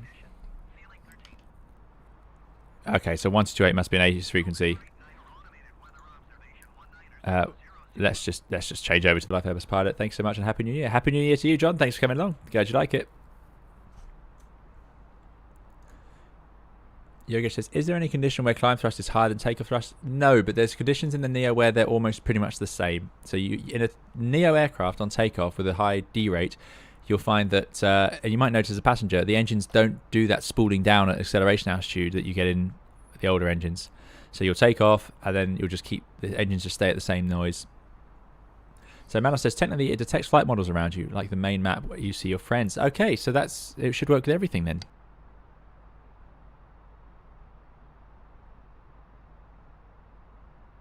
Yeah, so in direct law, there's no limitations. It's like a 737. You could fly the aircraft as you wanted to, but whether it would survive structurally is another matter. Oh no, Peter Green had to crash the desktop after 2 hours. That is frustrating.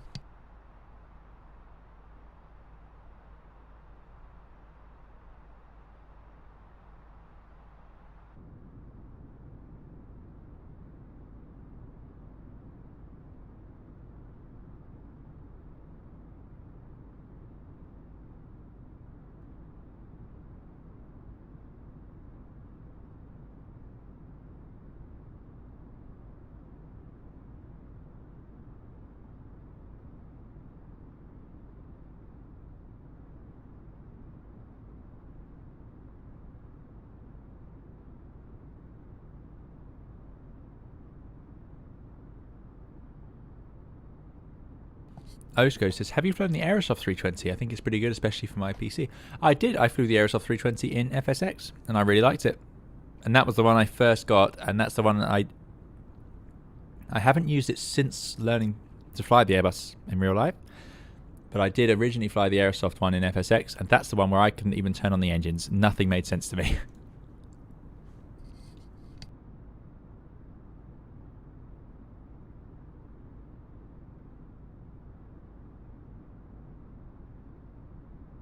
Can you stall the Airbus? It's a big question, but ultimately, yes, Airbuses can stall, but not in normal conditions. So in a working airplane, no.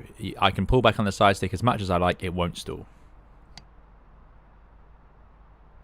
Have fun, Kai. Enjoy the Dash 8.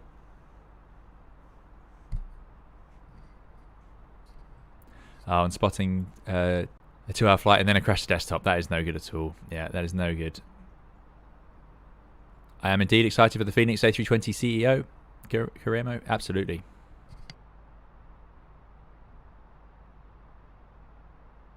Good evening, Amarino. Good to see you. Thanks for coming along. Right, what else do we need to do then? So we've done our brief. Performance-wise, no issues. It's a really long runway. We're going to land on 22 left, so make sure we line up with the correct one, but it's 3,000 meters. We're going to go for low water brake as a result. And I'm going to take Papa as my expected exit point. Now, probably, if I read all the charts, there's something telling me that I shouldn't do that. There's the de-icing procedures. Oh no, it seems that they're happy for us to do something sensible. Good, yeah, so come off at Papa. Hold short, crucially, of the other runway, hence the hotspot 3, I would imagine. Hotspot 3. Maintain vigilance on taxiway Echo and Kilo when approaching 4 left, 2 right. Well, what does that mean? But yeah, the point is, there's an easy risk of you rolling across this runway if you're not thinking, so hence the hotspot. This is where they think there's a risk of runway incursion. So, over we go, and then I want to park somewhere here, stand 20. Oh, that's what I'm going to tell them. Here we go, Boston Center. 1347.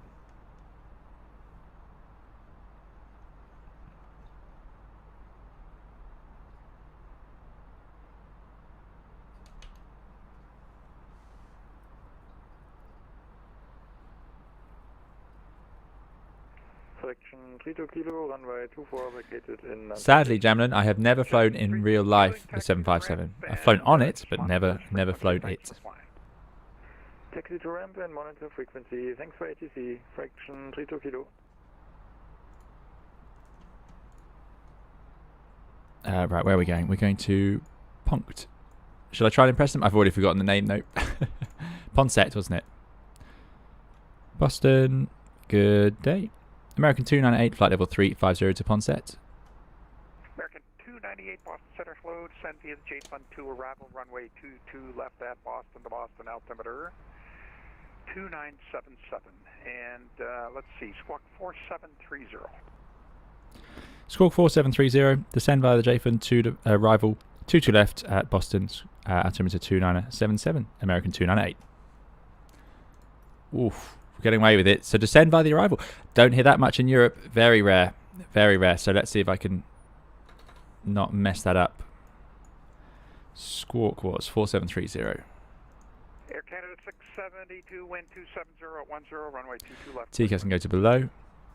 Cleared line 22 left, Air Canada 672. In all the excitement, what we haven't done is our systems check. So yeah, the secondary systems aren't functioning, we've discovered. Everything else looking good. From Wayne, turn right heading 190. Maintain 3000 till established. You're cleared for the ILS. Runway 22 left approach. Lovely. Funnily enough, the wheels almost never get to zero because they get warm on the taxi out, and then they inevitably seem to stay warm for the whole flight. It does amaze me. The fuel will get really cold. We don't have temperatures in here, but in a NEO, a flight like this with an outside air temperature minus 50, yeah, the fuel would be down in the minus 15 degrees, minus 20 degrees by now. And yet, the wheels somehow stay at 15, 20, 30 degrees, 50 degrees really easily. I suppose it's just because they sort of heat up in the wheel well, but yeah, it does surprise me. Anyway. Volume up on ATC. If I do that, you might get more ambient noise. You let me know if that's working for you. Delta 831 radar contact 60 miles So I've turned it up. west of the Albany VOR flight level 390. Descend via the J-Fund to arrival, runway 22 left at Boston. The And as says, anyone waiting for A320? Indeed, that's going to be very good. Looking forward to that one. Thanks for those follows and subscriptions. Really appreciate it. I will do update a tutorial on holding Keremo, but if you want a heads up, if you search in YouTube 320 SimPilot holds or holding tutorial, I do have one already using the Toliss in X-Plane, and I would hope it's going to be the same information. Virgin 41 Delta to Boston Control. May we request a different flight level because we are... Hayden says, have you watched Mental Pilot's instant investigation videos? Fascinating. I have seen the thumbnails. What can you give me? That's what I'll say. You want to go higher? Lower if possible, lower. I'm using VATSIM for the software, Masala. You're welcome, Keremo. Yeah, so it will look very different, but ultimately the Airbus, you'll see how the MCDU works, and the Toliss Airbus replicates it excellently. JJ says, where is the cabin conditioning pack? If in the wheel bay, will help keep the wheels warm. No, the packs, inlets and outlets. Look at that livery. Amazing work by Padday, as always. That's an interesting point. That is a really good point. So the inlets are here. These are the 2-pack inlets. And the outlets are here. So don't get confused. The air in the cabin is coming from the engines. This is air comes in from outside, cold air, and it's used to cool down the air from the engines. And then so it runs over them and comes out here warm. It is not going into the cabin. But yeah, I wonder if the wheels are obviously here. I wonder if that has an effect. I'm imagining the packs are too far forward to have an effect. My guess is the brakes are very big. They hold a lot of energy. So even if they're 50 degrees, if you put them in a box like that, oh dear, that is not good. That's some serious evidence. Yeah, if you put them in a box, I suppose they would just keep it there. But yeah, curious.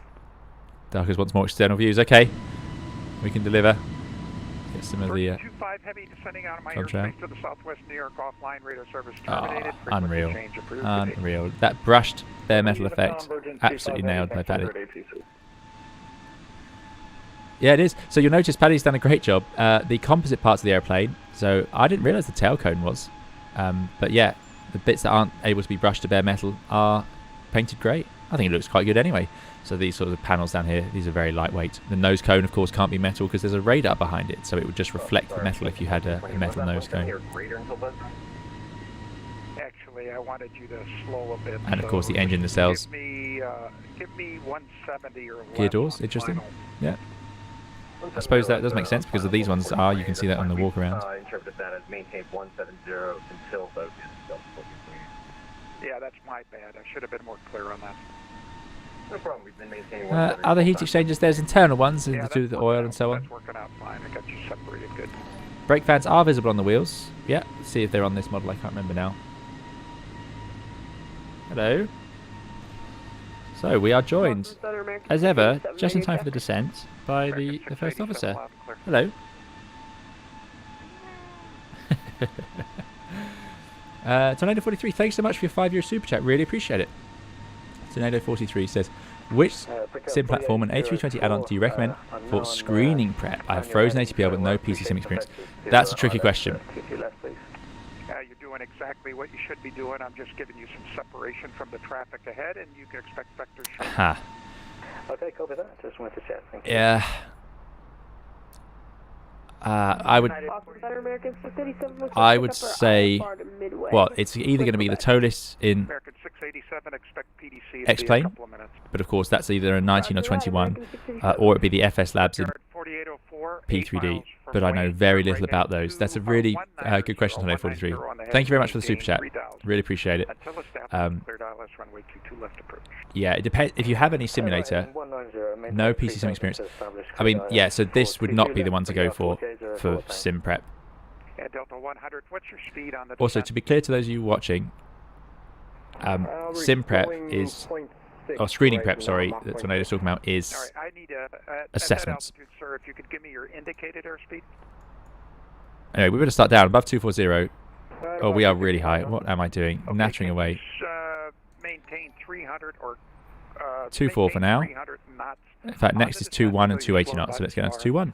I got traffic behind you. Cross side loading descent. Yeah, so that's a good question. Thank you. I'll have to have a think about it. But yeah, not Microsoft Flight Simulator and the fly-by-wire. It's not there yet. So, I mean, it would do you the basics, and that's all you're going to be able to get. And it also depends what your screening is expected to be in. Is it going to be in a 320 NEO or a 19 or a 20 or a 21? But probably it'll be a 320 generic. That's most normal.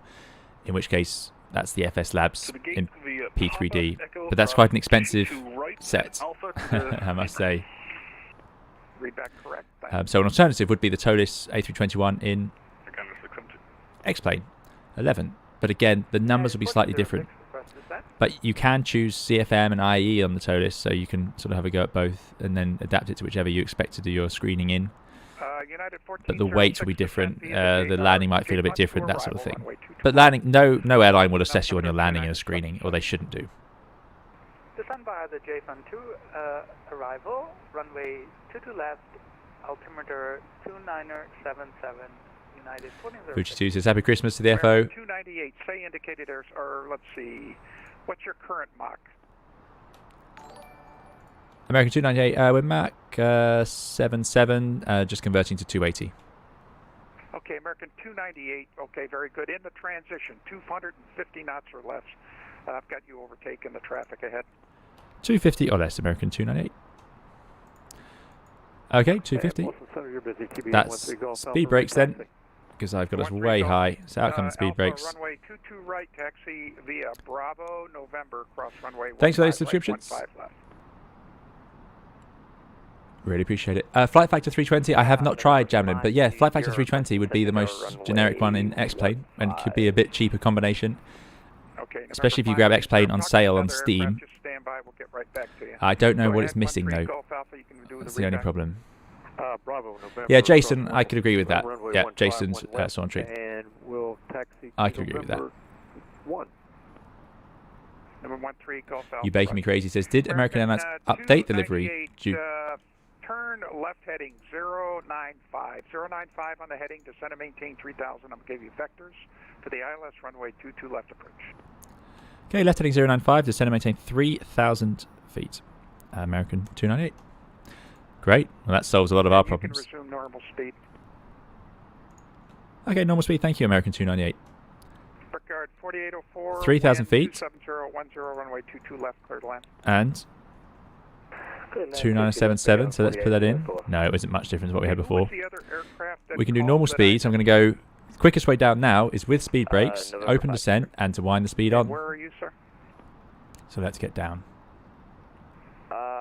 Currently headed 60 miles, but an insane tailwind. So yeah, we're gonna be full speed brake the whole way down now. This is not realistic.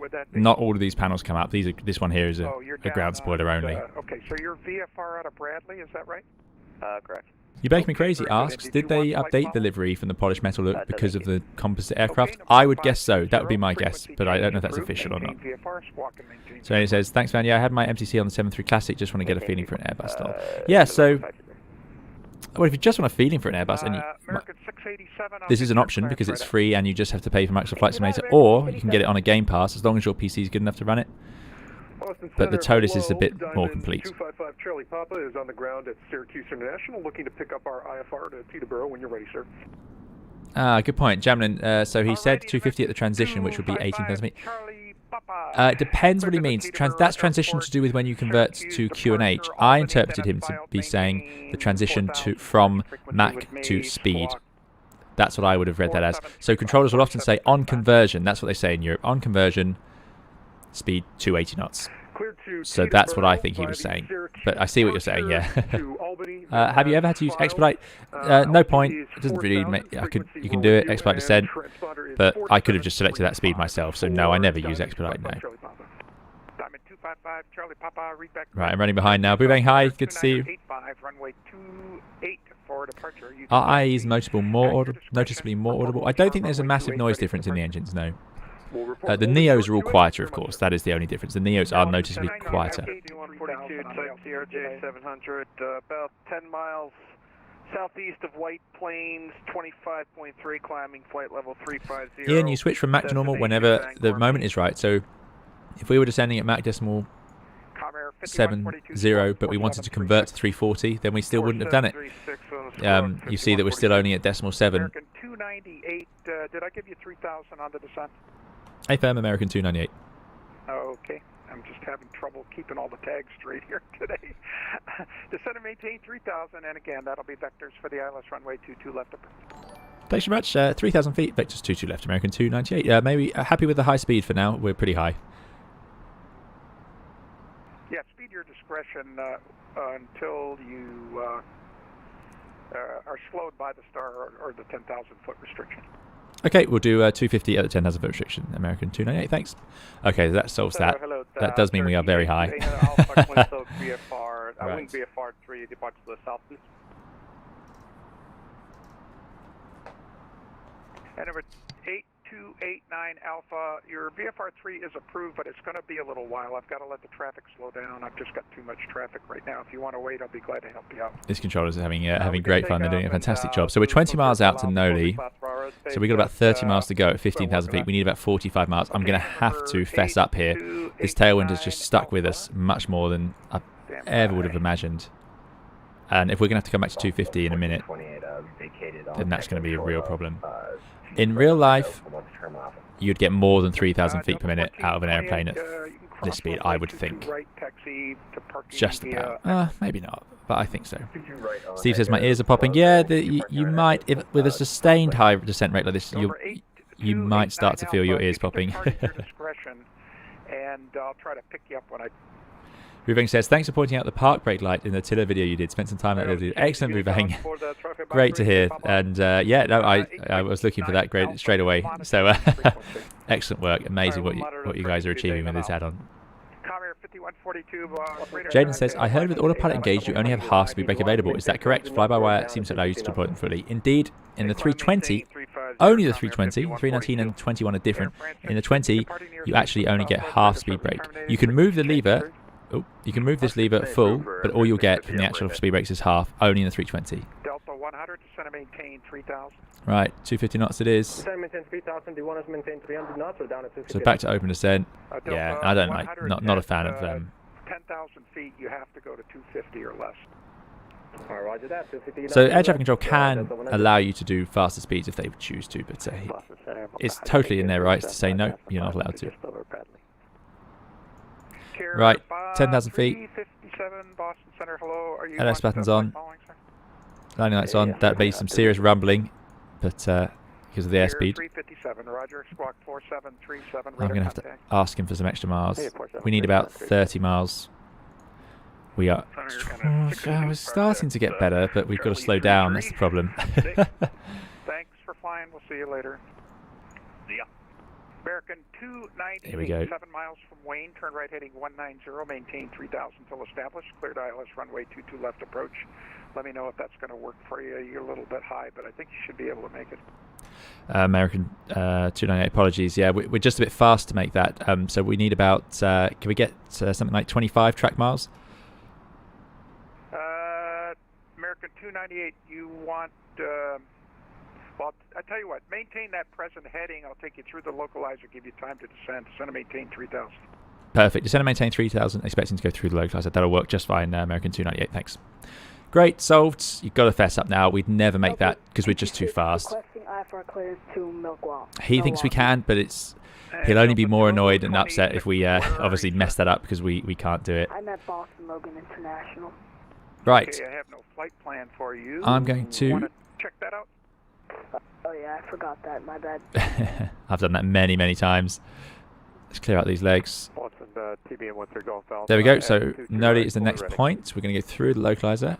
We're a bit too far out to see it. I'm going to put the K-Boss. Straight ahead on Echo Cross runway 4 right and to the gate via Alpha. I do feel a bit bad because we've messed up his planning there. K-Boss 2 to left. We're 20 miles out.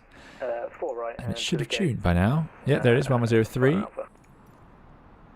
Number 13 Golf Alpha. 1103, course 215. Excellent. 0 runway 22 right, cleared for takeoff. Right, well, we could easily make it from here. Crossing downfield. Speed brake's coming in.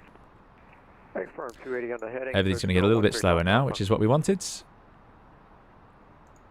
Boston Center, Air November 3 Romeo Sierra. he might punish us by sending air traffic in ahead of us, which would be well within his rights because we are the ones who showed up at the wrong place.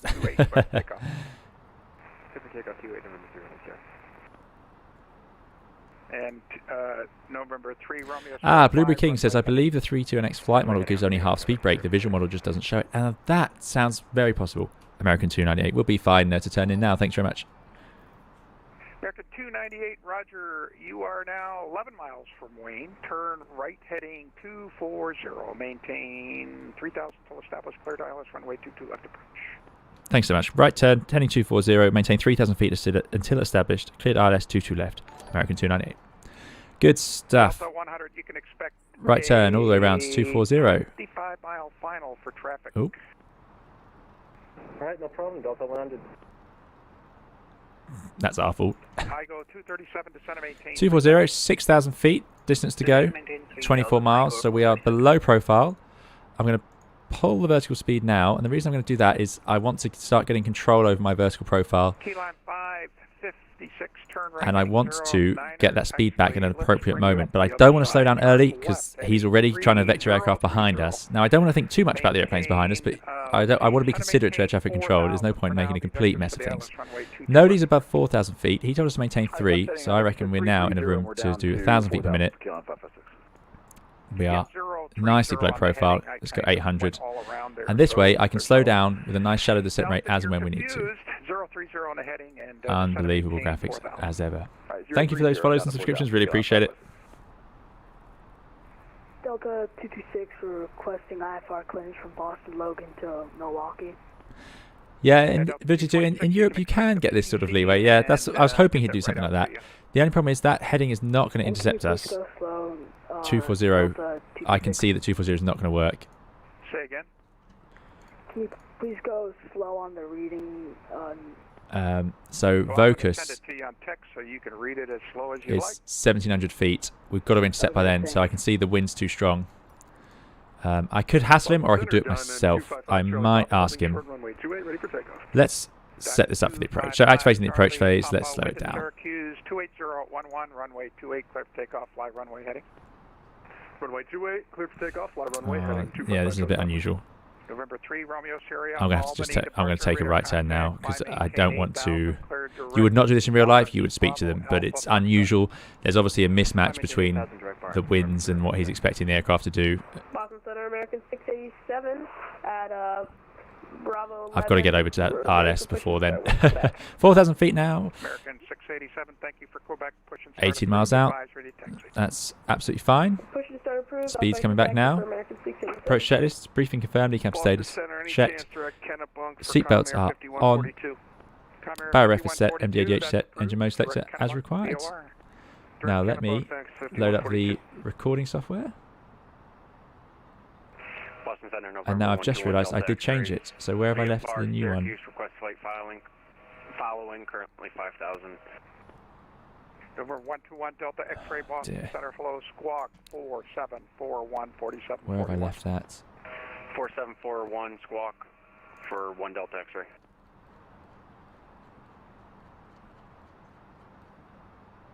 Oh, I might not have a replay for this one. Delta 100, you are now 15 miles from Wayne. Turn right. Oh yes, I do. Yeah, no, I do. I did it. Right, there we go. It's now identified into the Quebec, November.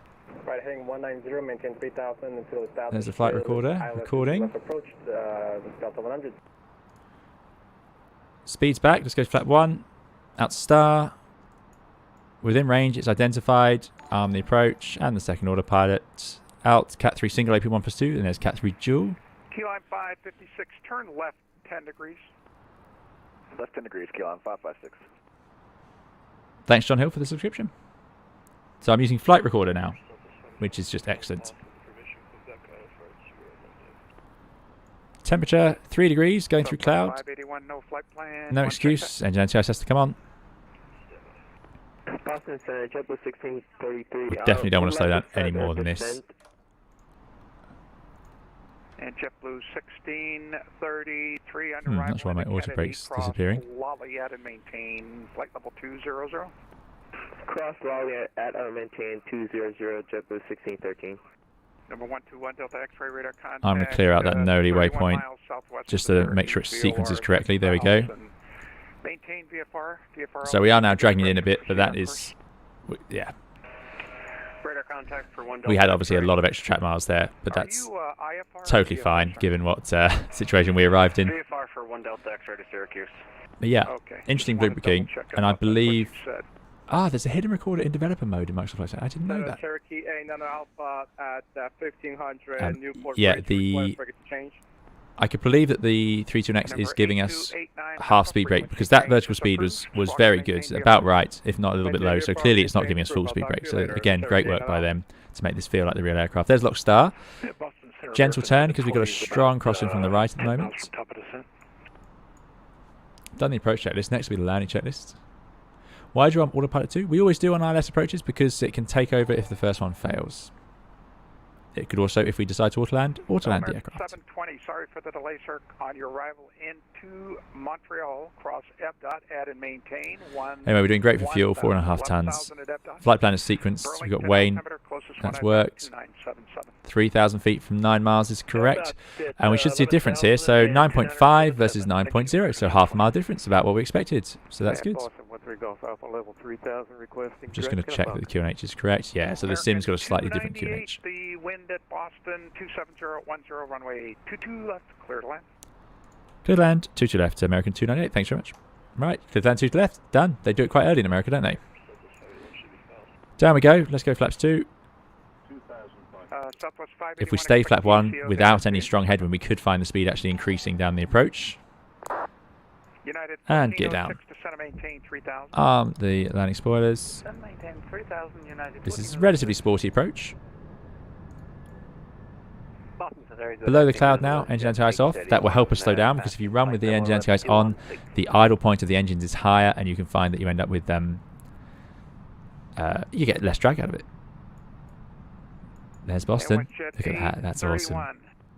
Okay, got you. WestJet 831. Thanks for checking in. And there's the runways. 2 whites, 2 reds. Squawk 4742, 4742. 4742, WestJet 831. November 255. So what I'm doing here is I'm just slowing down with the gear in flaps 2. 5 miles, 160 knots, but we're already got the gear out, so this is all looking good. Let's ding down the cabin. Let's go to flaps 3. Delta X-ray, cancel flight following, have a game issue. Number 121 Delta X-ray, roger, your flight following And flaps full. Landing checklist. We've got the cabin secured, all the thrusters in speed mode. Go around altitude 3,000 feet set. And eco memo is landing, no blue. That's all correct. Yeah, we can do that. TBM 1 Joanne, we arm the... Climb maintain, flight level 230, direct Kennebunk approved. We arm the spoilers when we put the gear down, and we disarm them when we bring the flaps to 0 on takeoff. Delta 100, the wind 27010, runway 22 left, clear to land. See, there you go. So they're clearing everyone to land. Let's hope that there's enough space behind us. I go 237, you are... He's working very hard. I wish I had my wind wing grip now. I've got the steering tiller on this one, but it was good fun last time I used it. I've also got the auto brake. So the auto brake I keep selecting, but it keeps turning off. So we'll see what happens here. We are stable at 1,000 feet. Actually, turn left 10 degrees and maintain that heading. I'll give you the yeah, turn on to final. I'm trying to use the hardware, but it doesn't seem to be working. Turn left 10 degrees. Just starting to see the traffic behind us. It'll be great when we have TCAS because they'll show up, and that will be really, really interesting dynamic. Because you'll be able to see them on this screen behind us. Right then, time to give it a go. We've missed all the chance for excuses. Autopilot off. Clear to Philadelphia as filed. Maintain 4,000. Expect 10,000. 10 minutes after departure. Departure frequency with me. Squawk 4743. Haven't touched the side stick yet. Just letting it settle. Filed. We're going to maintain 4,000. Expecting 10,000. 10 minutes. Small correction down now. Departure soon to be with you. Squawking 4743. United 1846. Glide slope's very sensitive at this point. Just looking out the window, driving it towards that touchdown zone. Your readback is correct. And I don't have the Worcester light wind from the right. That weather for you, and you can expect runway 29 for departure. All right, expecting 29 for departure. United 1846. Boston Center, American 687, our game crash. Is there any way we can get the same clearance? American 687, I'll send that to you. Break Delta 100, the wind 270 runway 22 left. Idle. There's touchdown. Bit of a wobble there, but we made it. We've got spoilers, reverse green, decel, and rollouts. Looking for a high speed off to the right. Letting the brakes take the work. American 720 departing the airspace to the north. I think we'll take this one here. Radio service terminated. And we're doing 50 knots. Bit fast. For American 720. Thank you very much for the ATC. But there we go. We're going to make that one. Boston, break Air Canada Forward idle. 21, Let's clear the runway. Space, but they aren't there, so radar service terminated. Frequency change. Nice. We didn't want to. Yeah, we don't want to give that guy a go around. Let's get off the runway. He's working so hard. Yeah, a bit of a float there, bit of a wobble. I tell you what is interesting is it shows you how much I listen to the rad out, because there's a certain intonation, and you hear the rad out go. Good afternoon, KLM 641 with you outfit 50, 40, 30, 20, 10, and you can tell by the speed it does that how fast you are descending. But it's quite hard because it's just too quiet here when I have air traffic control on. So yeah, it's interesting. Someone should make a plugin that shouts it out even louder. Anyway, we got away with it. That was a fantastic piece of controlling from all the controllers. We've done a full flight in America, which is fantastic. You know what? As you all told me this, you said it's not that difficult, and the controllers have been very nice, so no complaints at all. Let's bring the spoilers and flaps in. I'm going to leave the strobe lights on just because we're about to cross over a runway. But we've made it, so thank you all for coming along. Thanks for those who flew along, and also to the excellent work of the controllers.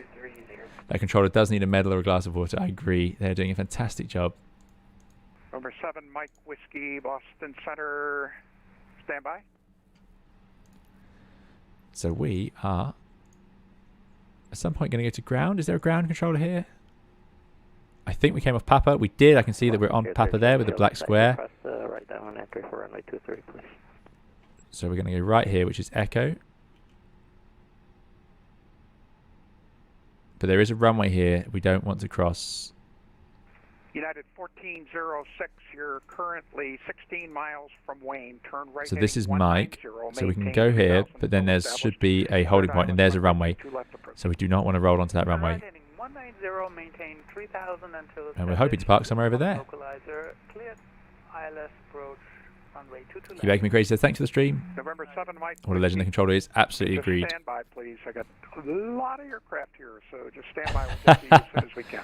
November 7, Mike Whiskey, Squawk 47. This guy is doing a fantastic job, and what I really like is his calm, the calm way he's speaking is keeping everyone else calm in what is, you know, a lot of work for him. Clear to land, I go 237. Lauren V says, easy, you're just intimidated when you say 119.0 instead of 19 nothing. Yeah, exactly.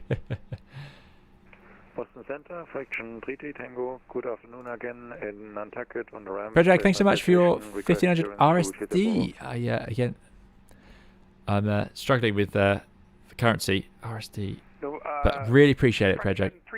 Very kind of you. I hope you're doing very well. Thanks for coming along. And thank you for that very kind donation and for donating towards the channel. E-Boss, good to see you. See you next time. That's Southwest 581. Did you get the PDC? Am I supposed to have transferred automatically? But yeah, thank you so much, Pedro. Really, really appreciate it. Hope you're doing very well. Right. There's no ground, so we expected Serbian dinar. Thank you very much, Stick Point. Thank you very much, Pedro, for those 1500 Serbian dinar. Really, really kind. Delta 427 departing airspace to the east. Moncton offline. Radar service terminated. Frequency change approved. Over to Unicom. We'll see you later. Some low cloud here. Anders, thank you for your 3-year donation and the pair with the thumbs up. Really appreciate it. Very kind. Thank you so much. Thanks. I think I'm going to just get over this runway. Okay, who else called that it needs servicer? He's too busy. Yeah, we KLM 641. could get in trouble for this, but we won't. We won't cause him any more headaches.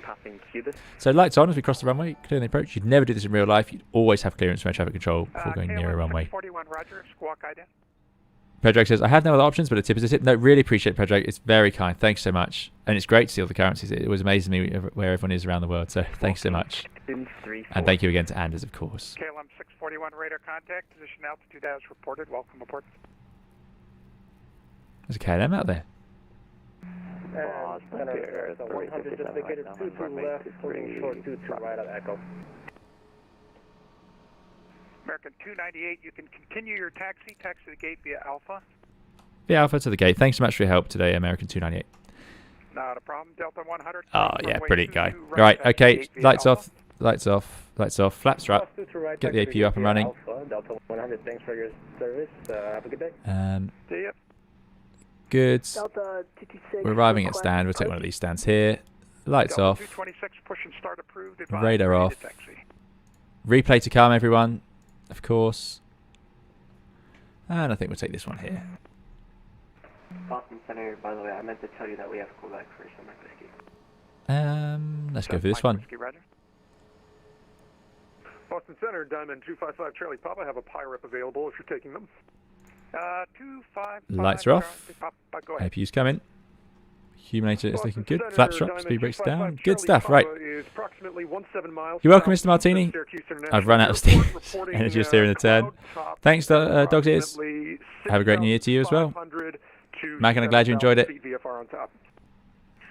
Oh yeah, that's the other thing we should do. We should get that TCAS TARA to stand by. There we go.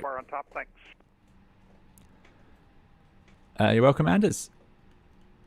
So we're going to park up and then we'll disconnect from. That's him. No lines here. 57. I know you asked me something before, but I didn't get it. Let's see if we can fit in. We're good. So we're This does look very much like a 320 set of lines. Oh, I'm not very good at it though. Traffic permitting. Don't look at that. Parking brake on. Right. Now this is where we normally shut down. We won't do that because we're going to do a replay. So I'm going to disconnect from VATSIM. Thanks to that excellent controller. I'm going to stop the replay. And we are going to run and have a look around. So for now, though, thank you to everyone who has come along. I hope you've enjoyed it. I've really enjoyed it. It's been great fun jumping into a flight in America. Excited to see what we can get working soon. We've got lots of new airliners coming in both this sim and X-Plane. I'm working away at flying some of the older stuff in X-Plane, 747-200, Concorde, of course. And, of course, we've got more Dash 8 flights to do. More videos to come. I've got videos already lined up, so we're going to have pilot waypoints, which we didn't look at today after all that because we had so much going on. And we're also going to take a look at another piece of hardware. So, yeah, thank you so much. Thank you, Anders, for your 10-year donation. That's very kind, and thank you, Pet. Really, really appreciate it. That's very kind. Thank you for supporting the channel. Really, really kind. So let me see if I can replay this. There we go. I need to put the flaps up myself. Pause. Here we go on the ILS. Resume. So put the flaps out. Speed brakes are up. I don't know. This could have been a mistake. Let's see. So let's have a look at the landing. Let me just allow the simulator to catch up a bit. You're welcome, Sam. Yeah, that was a good approach. Great work. If any of the controllers happen to see this, thank you so much for looking after us. And I know that was a lot of aircraft all arriving at once, and a lot of us, well, no, I say a lot of us, me specifically, making that difficult for you. So thanks to the controllers for taking the time and doing that so well, and such good humour with us. Thanks, Checkpoint. You too. Happy New Year to everyone, of course, for coming along. Sorry, Happy New Year to everyone who has come along, and yeah, I hope you have an excellent celebration. I should hopefully be flying, so that's good news. There's a bit of the float. See, a bit of an early flare. There's the touchdown. The software always likes that, but great stuff in the touchdown zone. No problems.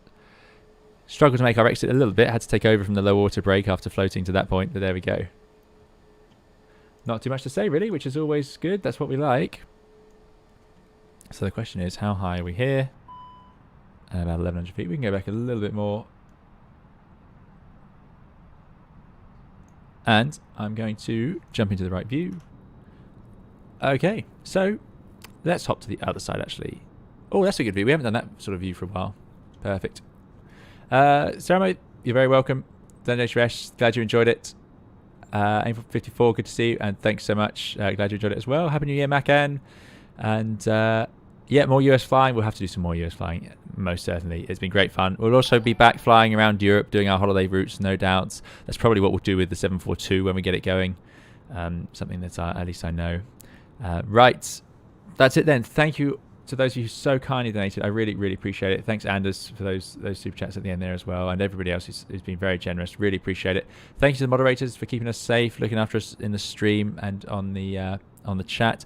And of course, thank you to everyone for watching along, chatting away, just watching along at home. Really appreciate it. More videos coming on the channel soon, so of course, do please subscribe if you'd like to see more of those. And absolutely, there will be plenty more streams coming soon, as well as the videos. And thank you, Andrew Bjorn, for the 1500 Icelandic. Very kind. Thanks so much, Andrew. Really, really appreciate it. Happy New Year from Iceland. Happy New Year to you. Thank you for coming along today and being so kind and donating towards the channel. Right, replay coming up and the outro music. Let me see if I can get all that sorted. We'll see you all again. Keep safe and well. See you in another live stream or video soon. Bye bye.